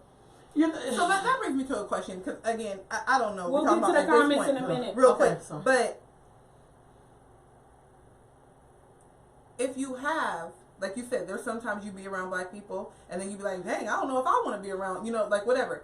If we have this sort of dichotomy, right, where I'm either for my people, and regardless of what my people look like, I'm for my people. I'm for the liberation of my people. I'm for the advancement of my people. I'm for the struggles of my people, and I'm gonna support everybody in my community to advance us. Right. Right on. Compared to, I'm for like-minded people. They don't have to be from my same demographic. They don't have to be from my same economic status. They don't have to be, because there are some. And then we look at those people and we say, well, you're not for black people because you're just about people who are like-minded like you. And that does not necessarily, because a lot of people feel, well, I'm not going to limit myself to just labeling myself black and taking on this struggle of black people when that's not the struggle that I have. I don't share those same. Until you get shot by the police. Look, I agree. I honestly, everything you said, I swear to God. What I'm saying, sometimes when you're black, even if you wanted to do that shit, you just couldn't. I'm just, you can try to say, I'm for black people. But well, you just said that you know 3 black Mormons. I do. So I know then you can do anything you want to do. Yeah. If you find somebody who is like-minded like you. Maybe they believe in the Mormons. Here's the thing. I get what you're saying. But what I'm saying is that, okay, maybe they found something in the Mormons that worked for them. I don't know. But what I do know is that when they're driving down the street and they have to interface with white supremacy, nobody give a fuck that they're Mormon. Okay, but I never said that. I was like, God bless you. But that's not for them. That's what I'm saying. So why not stay if you have if you feel a sense of obligation to your people, to your culture, then why not stay in your culture and advance your people the way that other people do, right? Maybe. There's still diversity within Asians, within Latinos, there's still diversity within that. They don't leave their cultures and be like, oh, I'm going to go join them and da, da, da, da. You get what I'm saying? Like, because my people don't get me. I just feel like if you are for your people, if you want, again, the advancement of your own people, then you have to stay and fight through those hardships. But here's the thing. The difference between us and other people is that they are okay with who they are. That's not funny. So I think that's why you can never compare black people to other people. Yeah, most of us, you got it. Most of us are never comfortable with who we are. Go ahead. I'm sorry. That was a great question. That was a great question. Go ahead, get it in. I'm sorry. Because my phone jumps off. Go ahead. Okay, yes, a collective black agenda is possible if everybody agrees that this is important for the collective. Right. The struggle you can't jump shit, basically. Why you can't jump? You can't jump shit. You can't jump shit. You gotta I'm gonna go be a Mormon. You gotta be married to it. You can be a Mormon. You can be a Mormon and still be with black people. That's what I'm saying. Right. You can still do that. No, I know what you're saying. Yeah. I can't be no Mormon. But anyway. No, me either. But I'm happy for everybody else that can. The struggle is an agreement amongst folks who have been conditioned to see other black folks as the enemy. Oh my God. Yeah. Y'all, why I feel like I could preach on this? Public admonishment. Public admonishment is crucial. Yes. While black folks are not a monolith, we have to be very monolithic with ending white supremacy. Now, I agree with that. That touches on when black people be like, we don't air our dirty laundry, right? And then hold on, no, you okay, I was gonna say, I was gonna say, go ahead. Because that's where they get that. Like again, we do not have a monolithic, we don't have a monolithic experience or narrative. Absolutely not. But you're on fire up in here. But we do have to have that when it comes to us sharing our story and creating the narrative that we want others to understand about us. We can understand that there's diversity within our communities. But the key word, diversity. Yeah, there's diversity within our communities, but when we are attacking, as she said, white supremacy, we have to come as a unit. It's almost like as parents, you might be fighting and woo, but when you get in front of your kids, we one unit. Right on. And while we gonna handle this shit in the bedroom, not in that way. No, but you know what I'm saying. I know what you meant. Yeah, we'll discuss this and we'll do that. But in front of the kids, we are being presented as a unit, and it don't matter if you 100% with this. When we present it in front of them, we are a united front. I agree with you. I think that would be such a great solution if it was that simple. But the difference between us and other groups, and why you can have the Knights of the White Table, white supremacists, right, left, whatever. They could all be fighting each other, but when you come on the block, they're unified because they all agree that they're white people. Yeah. And they believe that they are the alt-right or whatever the fuck. They have an agreement. They have an agreement that's unspoken, by the way. Nobody's taught them that. Really, they just believe in their whiteness. Because they don't know. They all know each other. It has been taught. I'm not talking about the same thing. I'm not saying that they all. We're gonna all teach all of us how great we are as white people. They just believe that shit, and then they instruct people as you grow. With us, we don't do that. You have black people who are not proud to be black. You have black people who think all black people should be Democrats. You got black people who we'll support everything, but we don't know what to do when black people show up differently. When black people be like, well, I want my kids, I want to be able to instruct my daughter to do something. And somebody's like, no, I want my daughter to have the right to do whatever. And the reason, that's all I'm saying. The reason that is the issue is because when you come to the group, when you come to this collective, and you have the views that, again, are not like-minded. They're not like-minded views. I agree with this, or I agree with that. If it goes against again, the advancement of everybody. What's good for one ain't good for all. That's so just because it's good for you and your individual situation, we not going to support that because that's not good for everybody over here. And people got to understand that too. So that's what I'm saying. So those people would be like, well, this is good for me. Y'all not good for me. So I'm going to go join them. Well, hold on. So, wait, Jay. So the collective has to be action oriented on what accountability looks like. And Sister Javine, Assalamu alaikum, says she's making a point that religion is not a part of that agreement, and we get that. And then also Sonia goes on to say, no, Sister Javine says, I am for like-minded black people, not bullying black people who believe differently. Me too. Just don't put your shit on me. And I feel that. I feel, I feel that, right. And then Sonia says, our numbers are more powerful as a unit, but are very weak as fuck when splendor. Why did that hurt me to say that? She's also said, even while black folks are not a monolith, I'm we sorry, have a baby, very I cussed in monolith front of her. with ending white supremacy. I just wish it was that simple. That's Why? all I got to say. So wait a minute now. She says 13%. Keep that in mind. Now, what's significant about the 13%? of us, And we lost some in the United States. Yeah. Even though we make up 50% of the prison population, which most black people it's much more than prison. 50%. No, I'm just saying. Well, it's probably more than that now. But I'm just saying, with 13% of a population, but 50% of the prison population. I think it's 86%. 86? I think it's 86% of the prison population. Are you sure? I'm about 86% sure Jesus. that it's 86%. That's high. like 86. I'm sorry. We lost some of the comments. We have jails and prisons I in know we America have right all now in 2019 that have 100% population black people. There ain't nobody else but black people in those prisons. 100%. It's one. We have prisons all around this country. Yeah. That their entire demographic is 100% African American. You might have some where it's about 90% African American, and you got 4% Mexican and 6% white. But you have vast majority, and because they have, it's like when you take roll. But with 13% of a population, or how is that? I'm pretty. I mean, somebody can Google it and let me know. No. How is that possible? We only 13%. Is it because 50% hi, of us is in Ashley. jail? Is it because 15%? Because 86% of us is in jail? That's why we 13%. Are they counting the people in No, prison? they include the people. They include the people who are in jail already. Wow. And Tina says that's not a coincidence. I just think that percentage is so high. It's very high. Did you guys watch 13 that talked about the amendments and stuff? Yeah, they already did that.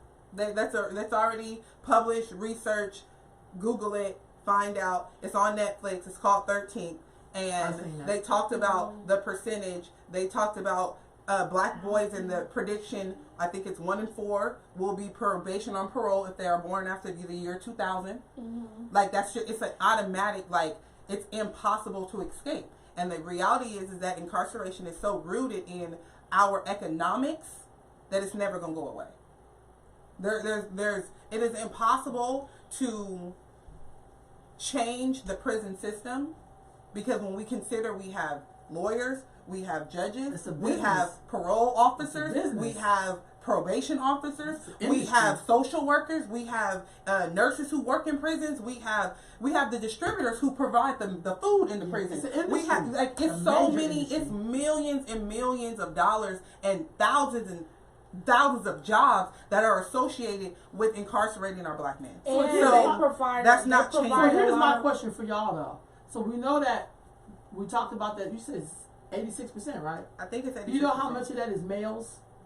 Is that like 50% probably males? Or yeah, I mean, the number for male and women, and males and females are a lot different. But I think that they were talking about in general. I think they included women in that 86%. Because we're talking about all prisoners, all people incarcerated in America, and I think so. They were talking about. Do you think it's capable or possible rather for black people to do more accountability just on their home fronts so that their kids do not go to that system?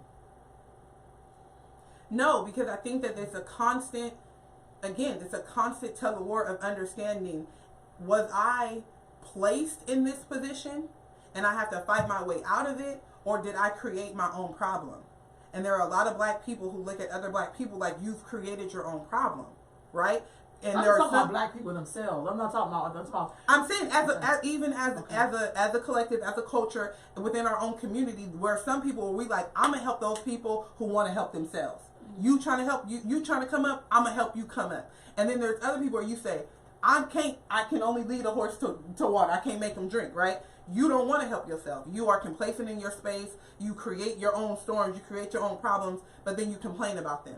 Those people you don't want to help. So that's what I mean by even within our community, there are people who we see that are like, you're not trying to help yourself. And then we see other people who are like, you're trying to come up and I want to come up with you. So we still will leave our other, you know what I'm saying? Just because you black don't mean that I'm here to support you because you still on some bullshit. That doesn't tie me to you. Yes. Like that, you still on that nonsense. So I I just feel like there's a lot. Erica says 1 in 3 black males are incarcerated. 1 in 18 black women are incarcerated. Thank you, Erica. Thank you. Thank you, Queen. So 1 in 18 black women are incarcerated, and 1 in 3 males are incarcerated, and that's based on the numbers in America. That's just what it is. But you know, there's more females than there are males. We know that, right? Yeah, right, yeah. But it's gonna be, you know, we're gonna be stuck. What about you? Do you think we're capable of? We wrapping up soon, y'all. This? Yeah. Sorry. Yeah. Do you think it's capable for us to get behind this as just a people, as a mother, as a a member of the collective? I think that there is definitely a level of accountability that we just don't own. That's scary shit. You use that word accountability. That's just like kryptonite to black because people. that's what I'm saying. Some people will be like, "This not my fault," and it was this, and it was this, and some people will look at them and be like, "I feel you," and then other people will be like, "Dude, you didn't have no other choices. You know what I'm saying? It's just a total lack of accountability." So it's like, but it's kind of like we would have to make those, I'm gonna say hard choices, because for some people they're hard. Me, I don't care if my children were mad at me. Like, I'm cool with them being upset with me. But it's kind of like, no, you can't. No, it's 10 o'clock. You're not going anywhere. Like, it's just simple things like, no, you're not going to be able to go to that house party. No, after the game, you got to come home. And and I know, like, I'm just making up choices. Like, choices that we actually literally have to make. So to try to keep our children from being in the wrong place at the, wrong time. Yeah, you guys know what I'm trying to say. But even you could do all of that. You could homeschool your children, because that's another thing. If you could try to say that you're. Yeah, I don't know about homeschool. I feel like that has the economic. You have the privilege to homeschool your children, or you have the ability, but you have the ability, but you don't have the privilege of homeschooling. Most of the people I know sacrifice homeschooling. Yeah, I know people who did it as a sacrifice because they was not going to let no other person dictate their children's development. But then their kids graduated early. One graduated, he was 15, the other was like 17. So they didn't have to stay in school as long as you would in the public. But again, it's a sacrifice. I guess some of it's like a privilege. But how can everybody in a teacher? I agree, but some people came together. Some people came together. So me, I was in a nation for like a long time, and that's a good example of a collective. Yeah, that's a good example of a collective. That's how come I really subscribed to that village life. Yeah, but I wasn't. I'm not trying to act front and act like I was one of those ones that sacrificed because I still went to work. But so my children went to public school, and we got to roll the dice on them. But I'm just saying though, the question is there something that we could do to get behind it? People are doing some stuff. There are people that are making those hard sacrifices to do different things to make sure that their children stay out of that world, if you so to speak, or if, for lack of a better word. But even that, doing all of that, there's no 100% guarantee. But I do think that we're gonna have to do, like, we got to get off the phone. We gotta be at home. Why we gotta be at home? And I know, and I'm. It goes back to the pedicure, y'all. Oh Lord! Here we go. That's it. That's a wrap. No, that's it. Goes back to the pedicure. I think that would be a good topic maybe for the time. But I also think, as much as we know that things out here are hard, I just know for myself, and I have to just say that because I don't want to assume that we all live in the same experience. Yeah. I'll say experience. Yeah. Or that we've all arrived. Yeah. But I'm saying experience because for me, when you come from a people who made a way when they weren't supposed to do anything, I don't have the right to act like I can't do it.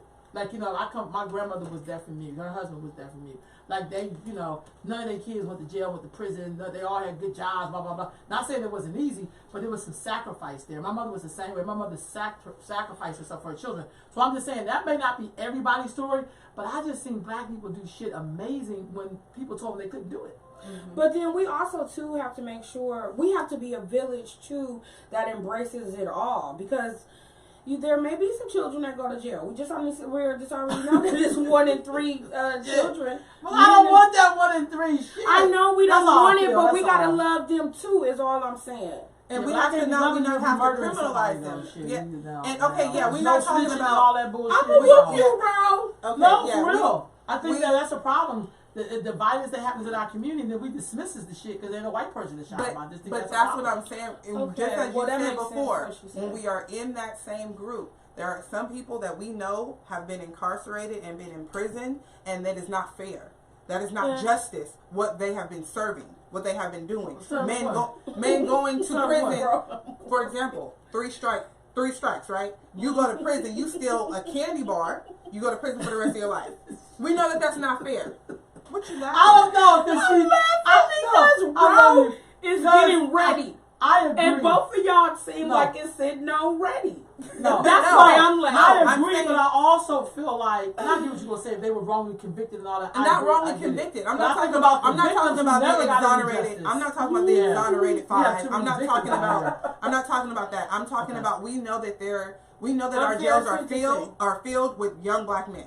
Yeah. And we know that there is a system that is creating that and perpetuating that. Yeah. We are very much aware of that. Now, that does not take away from Juju, who shot John Right. and didn't get. There's a care. difference. She's making a So what I'm saying is distinction. that, but because that there is so much diversity in how people end up in their situations, that's why we don't have that monolithic come together. Because we even when we're talking about the exonerated 5 and 5 young black men who were completely innocent in something, and then they spent years in prison, y'all gonna still say free Juju. Okay, look, Right. look, damn it. Okay, I got you. get what I I'm got saying? you. It's a difference, but Yeah. what I I'm agree. saying is that if you for the people and if you for the culture, we gotta embrace Juju too. And I understand that some people gonna say, but that's not for You gotta embrace. that's not for the collective. But what I'm saying is that when we come, and as we said before, when we come to fight white supremacy, we gotta bring in Juju. No, we we're can't gonna sacrifice Juju for Okay. white supremacy. On that we note. gotta be free.